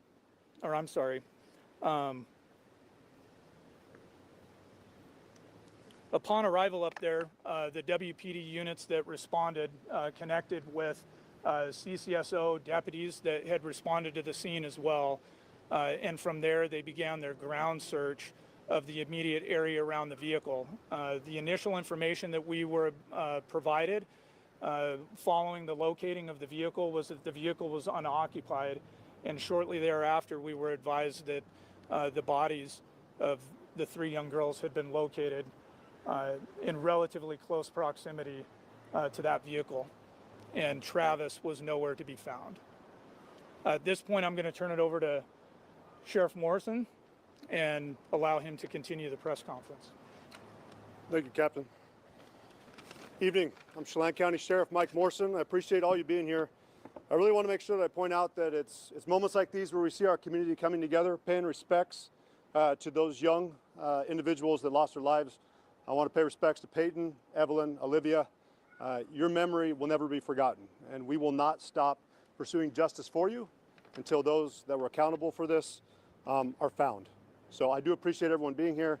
To follow up, because I know the Captain Chance has already touched on a lot of the topics that we've already discussed, I want to give thanks to the Wenatchee Police Department, Chief Reinfeld, Captain Miller, Captain Chance, Sergeant Eaton with the Detectives Unit that provided Chelan County Sheriff's Office with the information we needed to properly assist them. For those of you who don't know, Chelan County is a large area. We have 2,900 plus square miles. When you're talking about trying to find individuals in a geographically diverse terrain, it's difficult. But by them doing their investigation, follow through over the weekend, we're able to pinpoint it in the areas of Chumstick Highway, Icicle, Tumwater Canyon. I know that many of you here from the area recognize that's still a pretty large area, but we're fortunate to have partnerships with the U.S. Forest Service that funds some of our deputies, specifically U.S. Forest Service deputies that are contracted with us. Our Forest Service deputy was able to go up the Icicle. We're about 18 miles up for those of you who have not been up there. And that deputy was able to locate the vehicle of the suspect. We did back off to make sure we were in compliance with Washington state law when it comes to de-escalation, controlling pace. We called additional units. I know that many members of the community were concerned, asking why we were having deputies, police officers from East Wenatchee, Douglas County, Wenatchee PD, responding at a high rate of speed. This was an important situation for us. We took it as a high priority. Once we had additional units on scene, we did secure the vehicle, determined that we were able to bring in additional resources, which was our East Cascade SWAT team that did an additional search of the surrounding area of the campsite in question until we determined that a perimeter had been established and that it was safe enough for additional detectives and the Washington State Patrol's crime lab to come in and assist us as we process that scene. As Captain Chance already mentioned, that was prompted when we did find the bodies of the deceased. Again, our condolences and our heartfelt sympathy goes out to the Decker family. We know they're struggling, but I want them to know they're not struggling alone. We suffer as a community. It has hit many of us hard. Going on 20 years, I don't think I've had a situation that has really almost prompted tears to come up. We feel for the family, and we see as everyone else is out here, they're not suffering alone. There's a lot of people here supporting them. We were able to do an extensive processing of the scene throughout the night while we maintained perimeter security. Once that was secured, the vehicle was taken back for an additional search warrant. We brought in additional units to come in and assist us. That'd be our federal partners from U.S. Border Patrol, Homeland Security Investigations, the Federal Bureau of Investigation, the Marshal's Office. They did an extensive search today, in addition to the Air National Guard, bringing in aviation supplies to come in, fly over there. We had drones in the air. We've been conducting a search since early this morning up until later on this afternoon. That, unfortunately, has not allowed us to locate the suspect yet, but we are not done searching. As we speak, the Marshal's Office, the FBI, they're processing leads, they're conducting follow-up, and we will not rest until Travis is located. Travis, if you're listening, this is your opportunity to turn yourself in. Do the right thing, do what you need to do, and take accountability for your actions. We're not going to go away, we're not going to rest, and we're going to make sure we find you. You will be brought to justice. Those young ladies deserve it. We will take additional questions later on, but the Sheriff's Office, the Wenatchee Police Department, East Wenatchee, Douglas County, and all of our federal partners are going to continue to work with one another to ensure that justice is served. Thank you. Sheriff, is their dad still alive? We are unsure if Mr. Decker is currently alive, but we are taking it that he is still out there. And again, we will not rest until we've located him, whether he's alive or he's dead. We want to make sure that he's brought back. And for the public that's keeping an eye out for him, is there anything in his records that would suggest that he is violent? Not at this time, but based off the allegations that are being made against him, we do consider him to be a threat towards the community. We also ask the community to stay out of the Icicle Gorge area for the time being until we can secure that area and ensure that he is not there. That is a big area. We're talking about the enchantments. We're talking about French Creek, going up on those spur trails. It's a popular area that we like to recreate in as well. We don't close it down or encourage people not to go there lightly, but for the best interest of the public, we'd encourage them find other places to recreate until we can ensure that that area is safe. Can you come a little bit closer, ma'am? Thank you. Would you mind providing a little bit additional details about the scene where the girls were found? Within reason, but I'm not going to go into a lot of details in regards to the scene because our investigative unit has requested that a lot of that information remain private until we can ensure that the information we are sharing is not going to compromise the investigation. Again, we don't want to rush. We don't want to take any chances that we would give him any opportunity to be able to beat this later on in court. Is there a belief that he could be outside this area you guys are searching right now, or is there a strong belief that this is here? Nope. We have no leads that are showing specifically where he's at. So as we're taking it, he could be anywhere within the nation. And that's why we have our federal partners on scene helping us bring in additional resources that a medium-sized agency like Chelan County would not be able to provide. Again, this is the importance of having those partnerships with federal government and larger agencies, especially Washington State Patrol. We cannot do this without their assistance, and we're thankful for that. Do you have any reason to believe Mr. Decker might have found a second vehicle to travel in? That could be a possibility. Nothing's off the table. We're going to continue to actively pursue him, and we understand that he could be anywhere, and we're taking that into consideration. Thanks to the U.S. Marshal's Office that have come in and brought additional resources. Again, the Federal Bureau of Investigations, Homeland Security Investigations, we are searching anywhere and everywhere for him. Sheriff, thanks for taking our questions. Have you had any contact with Mr. Decker's family? We have. We've been in continuous contact. I know that Captain Chance and Captain Miller have been in regular communications with them. I spoke with them yesterday and today and assured them that anything they needed from our local resources, they were available. They are absolutely cooperating. They have been very supportive of our efforts, and we've reminded them we could not do this. We could not conduct our investigation and have a better understanding of Travis without their assistance. And again, we're very appreciative of what they've done so far. Is Upper Icicle Road still physically barricaded to the point where the people cannot travel further? Our barricade will be lifted later on today. Again, we have continued to expand our search further and further down Icicle. Last I heard, we were around milepost 4. Again, we're encouraging people, do not go there. Even if our roadblock is lifted, we are not saying that the area is safe. Until we locate him, we're determining nothing's off the table. Mr. Decker had a dog with him at certain points. Do we know if the dog was present at that campsite at any point? We do know the dog was present and that our units, when they arrived on scene, did locate the dog. Has there been any use of canines in the search? I would check with our captain, but I am not sure if a dog's been used.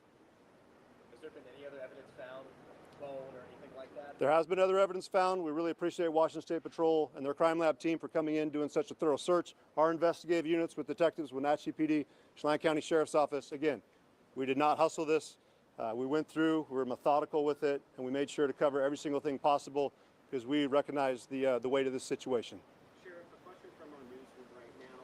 Do you know if any of Mr. Decker's family members are missing, his dad perhaps? We've been in communication with several members of Mr. Decker's family.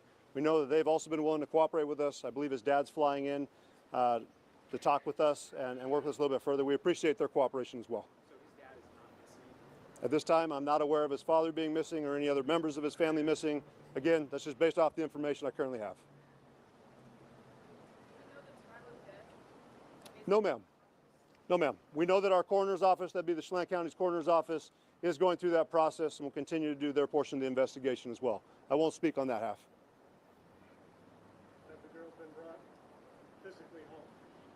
They are still being cared for by the Chelan County Coroner's Office. Was there any sign of any other vehicles in the area? At this time, we have not gotten an update for what additional information has been obtained today. We just know the investigation is ongoing. We'll conclude it at that. Appreciate it. We will have another, going to be at 1800 hours. Again, we appreciate everyone being out here showing support for the family. I can tell you they do appreciate all of you being here. We spoke with them. This is the kind of support you like to see from our county. It really represents what Chelan County is all about. And again, the family thanks you for that.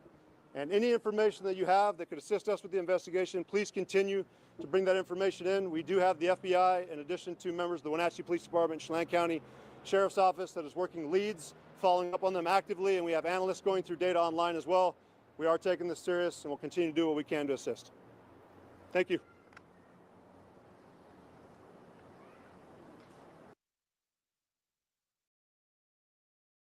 So that's the newest press conference that was dropped 3 hours ago.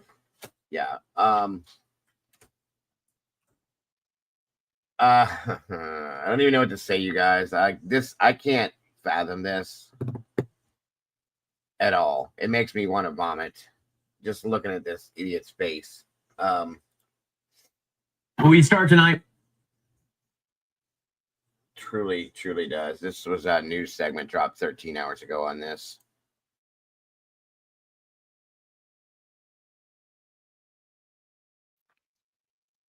Wasn't he spotted in Idaho? Yeah, that's where they believe he is now, is in Idaho. Sorry about the echo. I'm about to play this. But yeah, of all places to be. Imagine that, you know?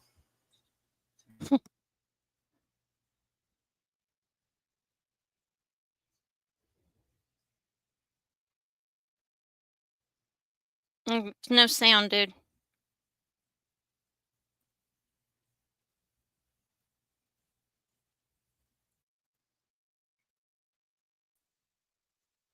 Those original sightings that we were hearing about earlier, the developing news after reports of sightings of Travis Decker, the man you see here. He is wanted for killing 3 of his own daughters. And investigators say that those original sightings that we were hearing about earlier in the day weren't Decker after all. Now, all that news comes after talk of him being spotted in both Idaho and in the Wenatchee area.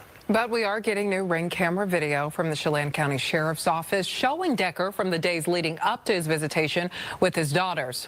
It's giving us a better visual of Decker and his current appearance. You can see he has a ponytail in this Ring video that you're seeing right there leaning into the shot. We also have some new images showing his appearance from the days leading up to his visitation. The Sheriff's Office says they gathered new information about him as well. The big takeaways here: Decker is well-versed in wilderness survival and capable of spending days or even weeks in the woods with little equipment. Good evening, and thanks for joining us for Fox 13 News at 9. I'm Matthew Smith. And I'm Sabir Rayford. Fox 13's Alejandro Guzman is joining us live from Wenatchee. Alley, investigators say he could be hiding anywhere.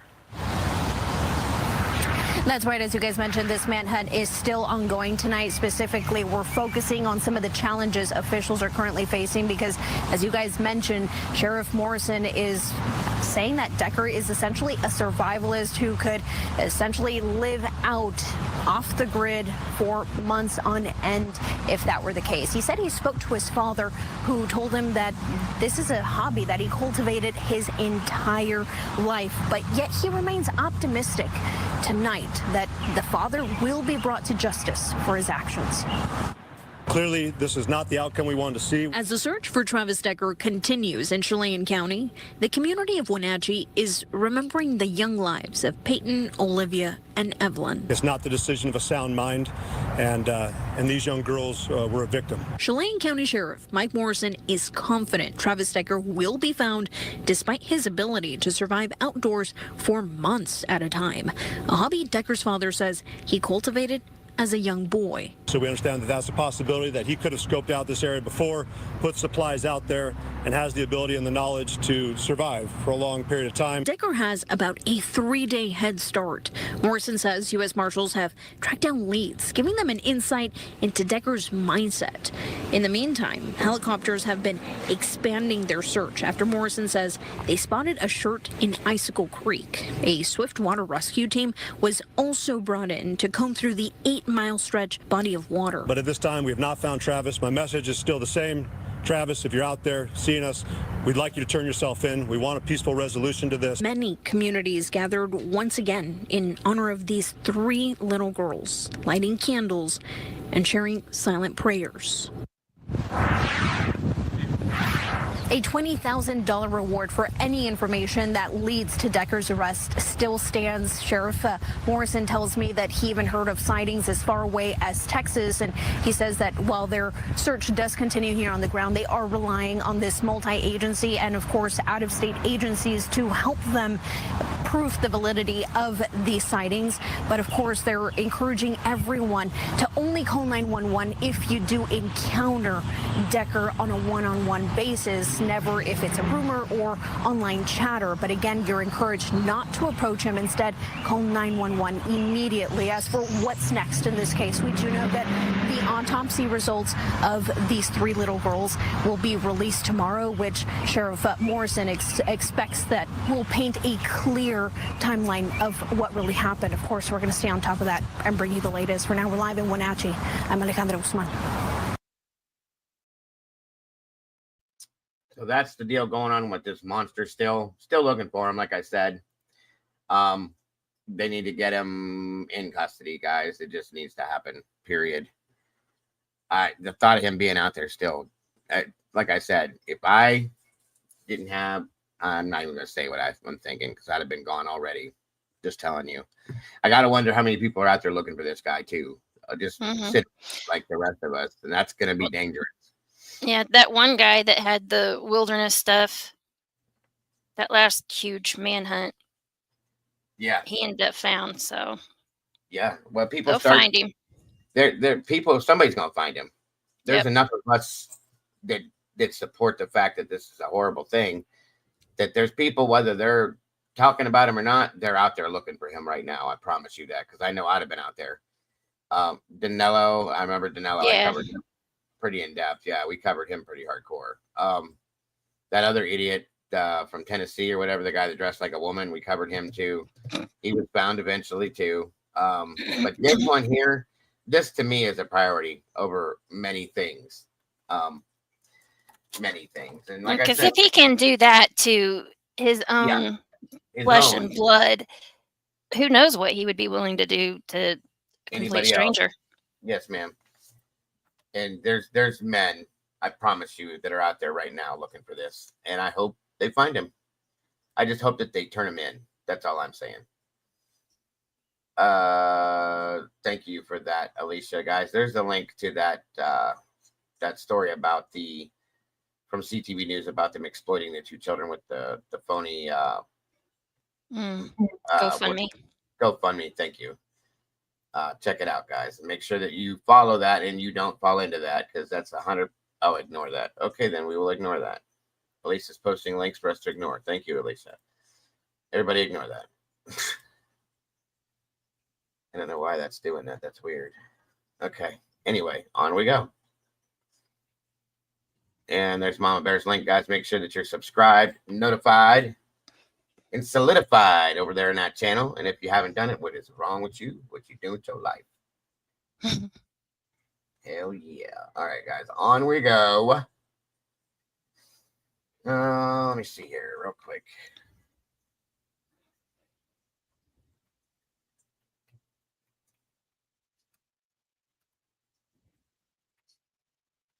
Because of the stories that we're covering today, it may eliminate some other things that we're looking at. So at least shorten them down. Thanks, Chick Bait. Hiya, Meg. All right, Alicia, grab a little box of tissues. Let's hit up some good Samaritans today, guys. Some acts of kindness, some positivity, some awesome people out there in the world doing great things and good things for people. We've seen enough negativity today. Let's celebrate a little bit of positivity for a little bit, guys. Check some of this out. Get some laps in and get the heck out of here so we can jump on into Mama Bear's channel and check out her awesome story. See what we got here. Sorry.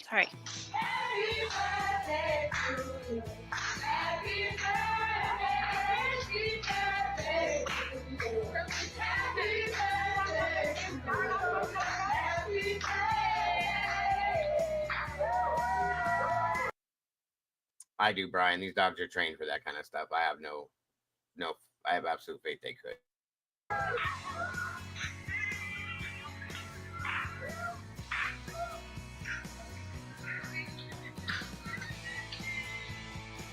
They will only fly so far. We'll get some out. I'll run some down.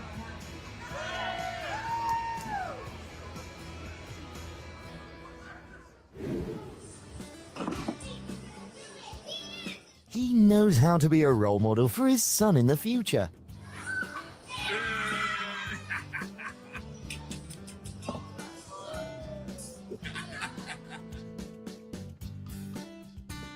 This lesson you can't learn at school.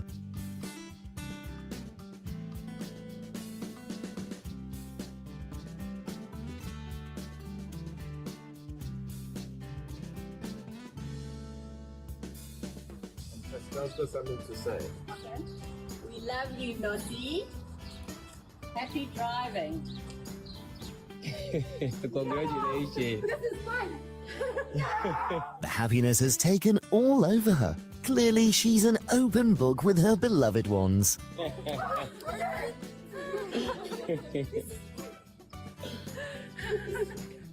That's your call.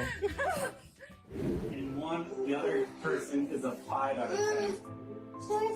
So who wants to be the perfect match? Kinley, you are a 5 out of 10.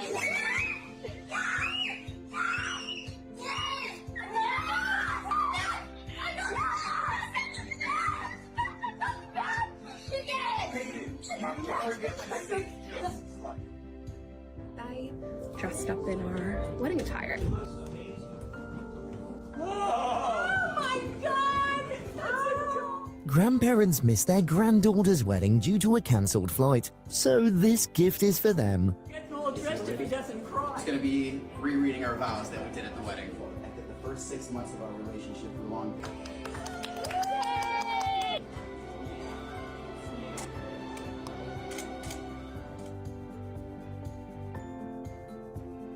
A stranger and a reassuring handshake under the sky. Truly wonderful.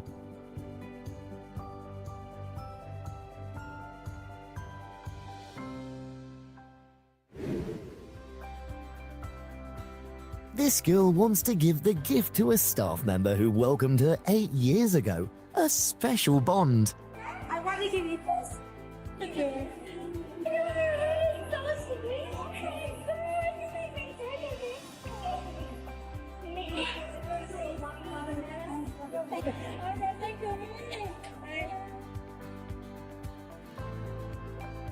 We're all busy with this life. Her sparing a few minutes for this little creature should be appreciated.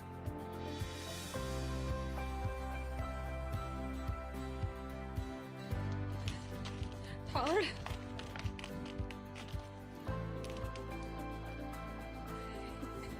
Ai,我的妈！哎，小犊子。 Why is there so much toys? I don't know. All of this dog stuff just showed up at our house. I don't know. Oh my God! Nothing can compare to a surprise gift that will surely be your BFF and make them love you forever.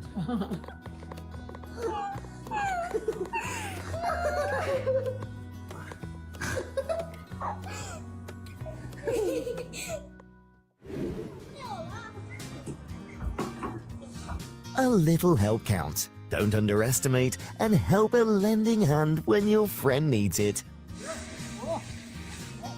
哎呀，太棒了！ Don't forget you have a life to live, but your parents have only you.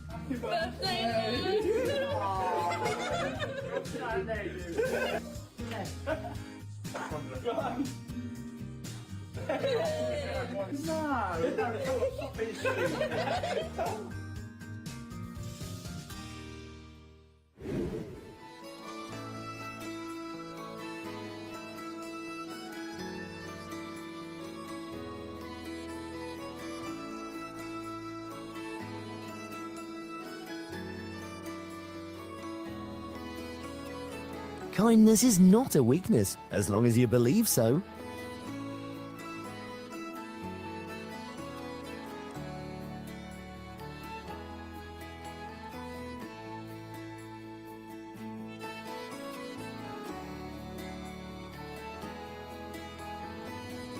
Despite all cultural barriers, this love has transcended any boundaries.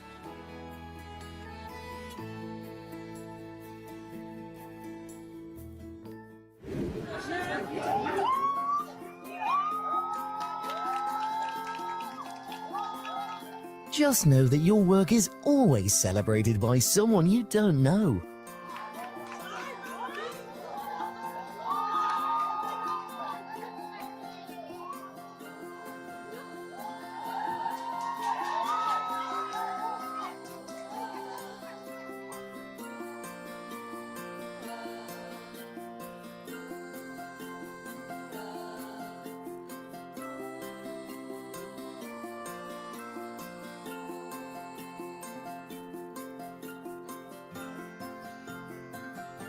Just meow and an army will come to save you.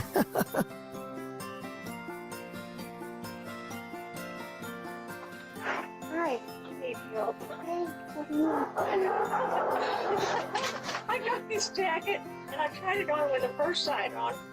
In these modern days, neighbors aren't as close as in the past. It can be true that this is living proof. If you want, you will. Holy moly! I straight jackets out of that. Don't tell him. Give me any time.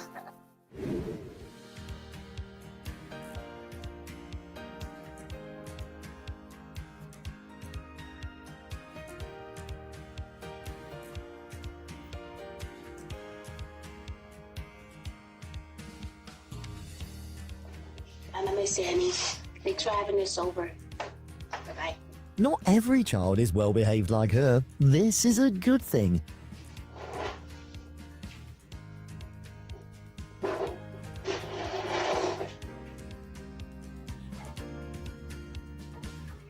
There can be many ways to show you care.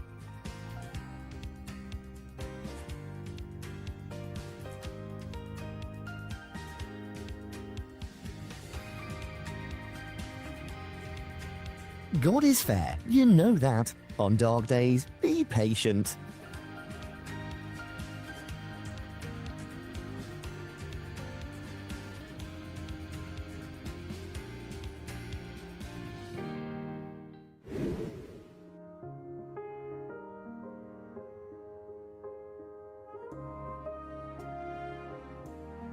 A promise after all those years shows how much love he has for his dad.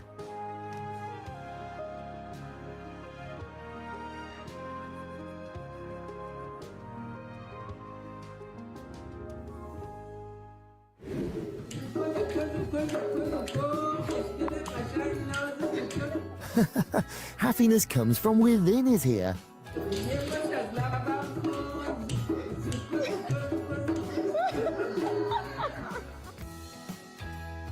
Being present's important, and a hug can speak louder than any love language.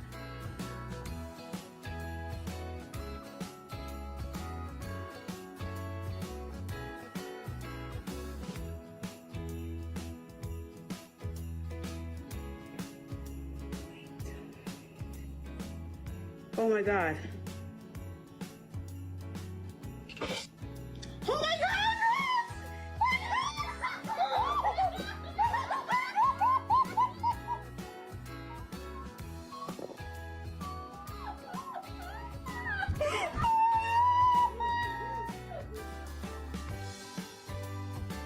The trees will no longer be cold in winter. Those beautiful ideas have come to life.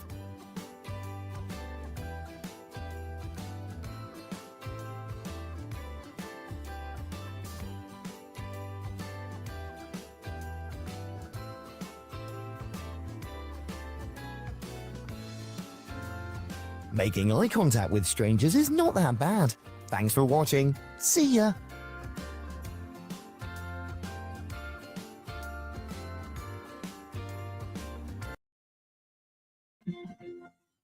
There we go. A little bit of goodness and some good Samaritans, humanity, and it gives you a little hope, guys. Just a little hope. And I appreciate being able to share that with you when we see all this negative stuff on a regular basis. That's okay, Alicia. I get you every other time, so that's fine with me. Every now and again, it's okay to not. So let's see what we got here. Let me see something here.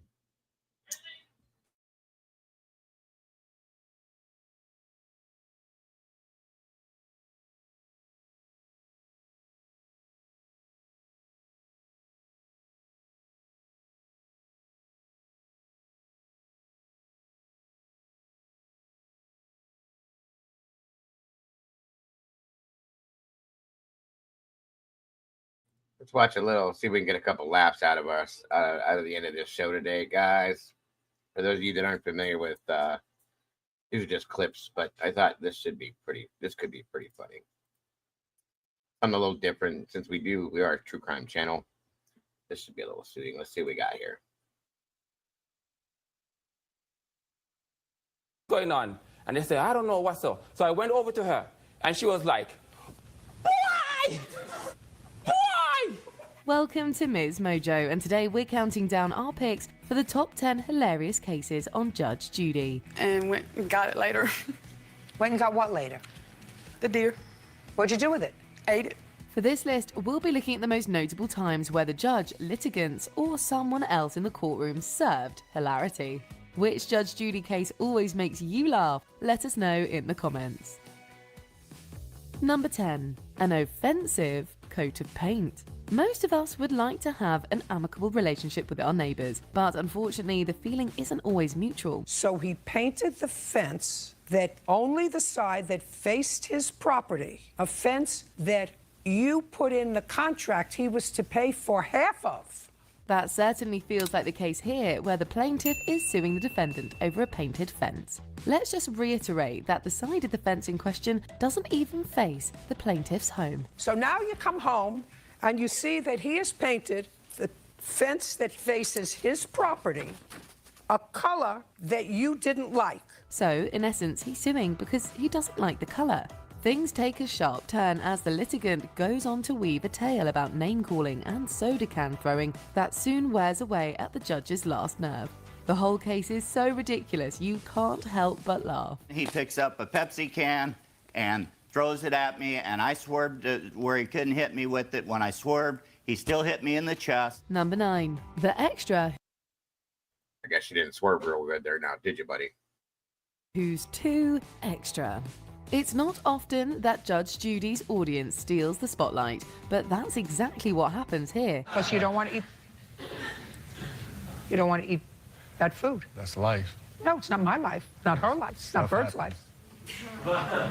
If you've ever been to a television recording, you'll know that there are specific rules you must follow. Sit quietly and politely, react appropriately in all the right places, and don't draw attention away from the action. Out. Did you hear what I said? You know who I'm looking at. You got my eyes? Well, the judge clearly thinks this audience member is in breach of that when she decides to kick him out of her courtroom.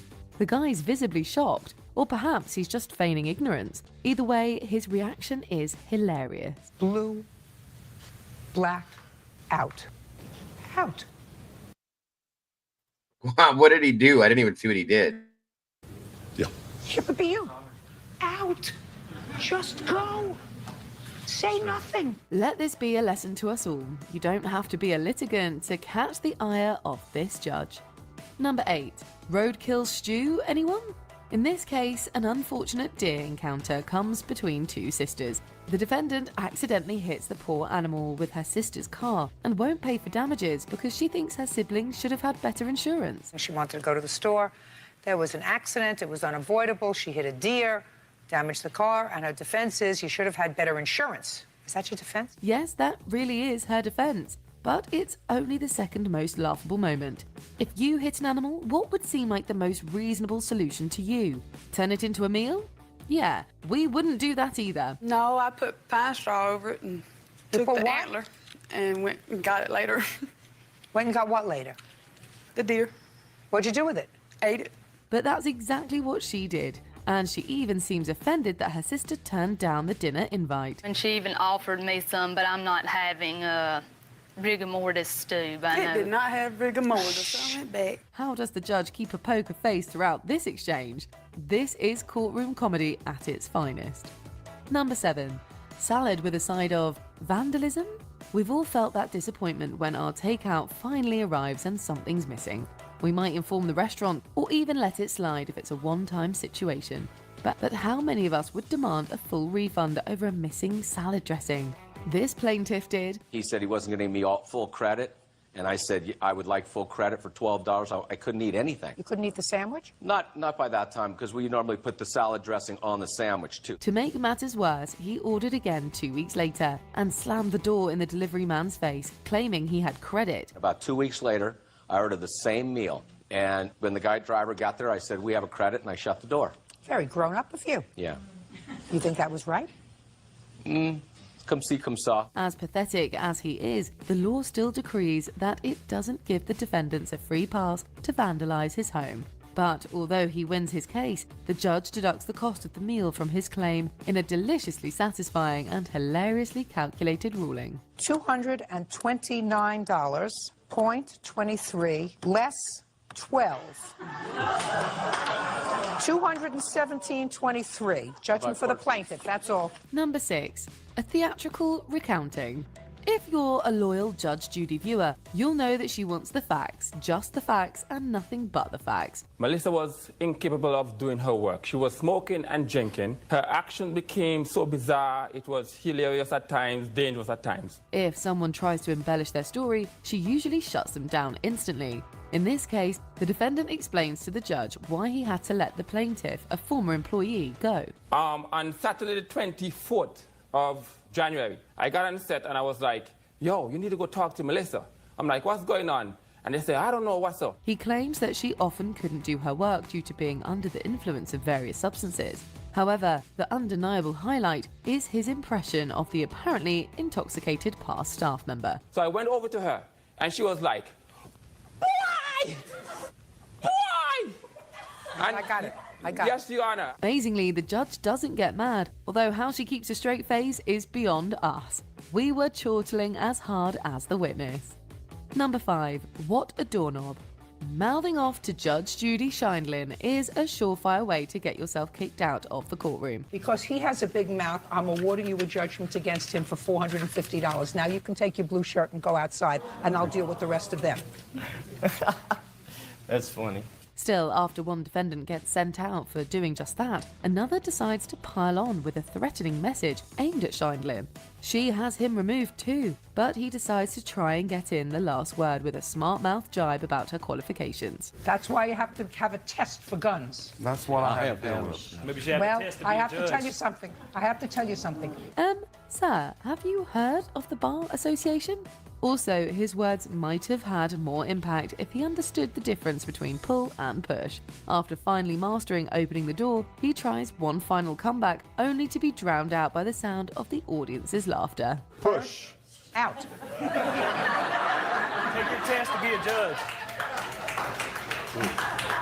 Number 4. Judge Judy learns about Grindr. Who among us doesn't know the anguish of explaining social media to the older generation? It's actually called Grindr. Grindr, it's an app for your phone or your iPad. It's a social app that tells you where homosexual males are. When the defendant tells the judge that he met the plaintiff on Grindr, she responds with a blank stare. So, he continues to detail the purpose of the app, and it quickly becomes clear that he wasn't browsing online to make a new friend. So if what you said is you wanted to make friends, one would think that you wanted to make friends with a contemporary of yours, rather than somebody older with money. Considering that she'd apparently never even heard of Grindr before now, it's amazing how quickly the judge grasps the situation. She even schools the 23-year-old defendant about how one might use an app to widen their social circles. If I were looking just to make friends, I wouldn't go on a website that said, you know, it's just for little old Jewish ladies. I would try to expand my horizons a little bit. He's no match for Judge Judy's sharp tongue or wicked sense of humor. Number 3. Adult business. When Judge Judy asks the litigant to explain her adult novelty business, this clearly wasn't the answer she expected. We go into homes and hold parties for adults with lotions and potions and vibrators. That kind of adult party. Yes. The plaintiff is suing the defendant for missing or damaged items and reads out the list of affected products, many of which have very on-the-nose names. The judge doesn't need to utter a word. Her face hilariously speaks volumes. The Bull Whip, one of a set of 2 C-rings, 10 catalogs, Making Love oil, flavors strawberry and champagne, order forms, the Diving Dolphin, Good Head. By the end, She has her head in her hands, clearly wishing she hadn't asked for so many details. Even by Judge Judy standards, this is a little more eccentric than a typical day in the courtroom. But it's television gold. There were also some of the bags that were missing, and erasers, which we use as tasters at our shows. The eager beaver, which appeared to be used. Still, something tells us that Shineland won't be calling on the plaintiff's services anytime soon. Number 2. Dumb and Dumber. When litigants enter a courtroom, they have just one job: convince the judge to side with them. And we don't know who needs to hear this, but backing up your opponent's account isn't going to get you there. Like what? Give me what was stolen. My wallet. What was in your wallet? It was $50. Okay. I had to replace all my IDs. I had gift cards in there, my earpiece.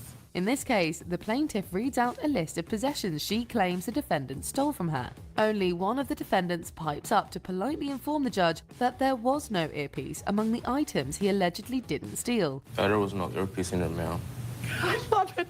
It's not often the judge cracks up, but what else can you do when faced with such stupidity? It might have been one of the quickest cases, but it's also one of the funniest. Judging for the plaintiff for the amount of $500. That's what I think it's worth, madam. Goodbye. Before we continue, be sure to subscribe to our channel and ring the bell to get notified about our latest videos. You have the option to be notified for occasional videos or all of them. If you're on your phone, make sure you go into your settings and switch on notifications. Number 1. The Tupperware Lady. Karina Roy has become somewhat of a household name among Judge Judy fans.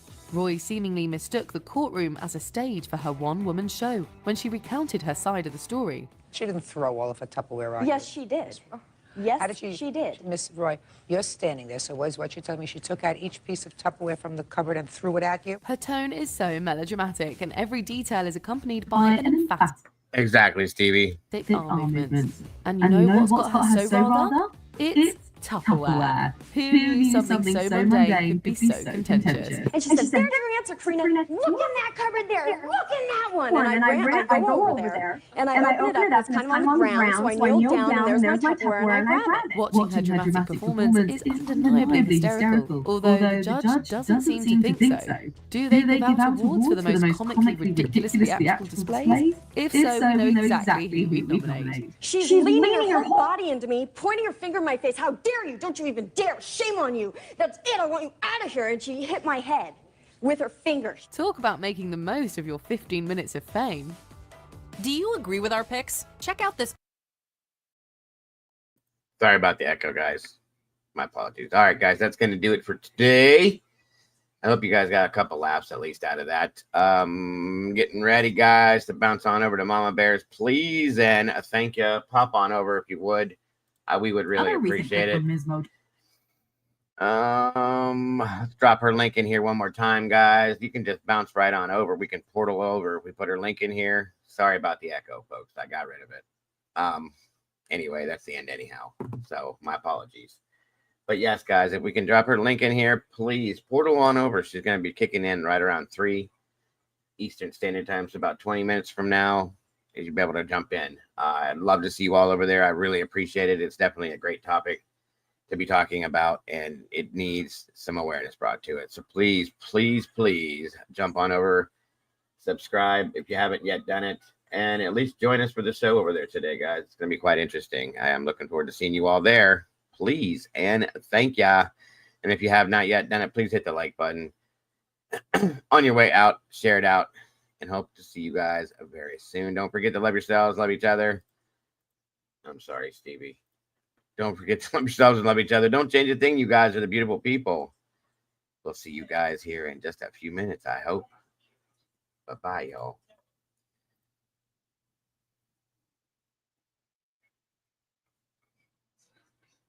Life's a journey, let's make every moment shine. Together we share, our hearts so intertwined. Each time you tune in, we're dancing in sync. With every story told, just let your soul think. A little laughter, some love, we're flying high. As we wrap up this episode, it's not goodbye.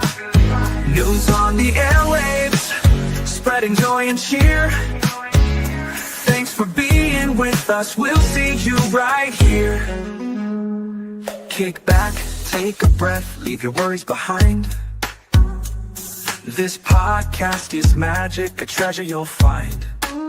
With every moment shared, we light up the way. Join us next time for more laughs and play.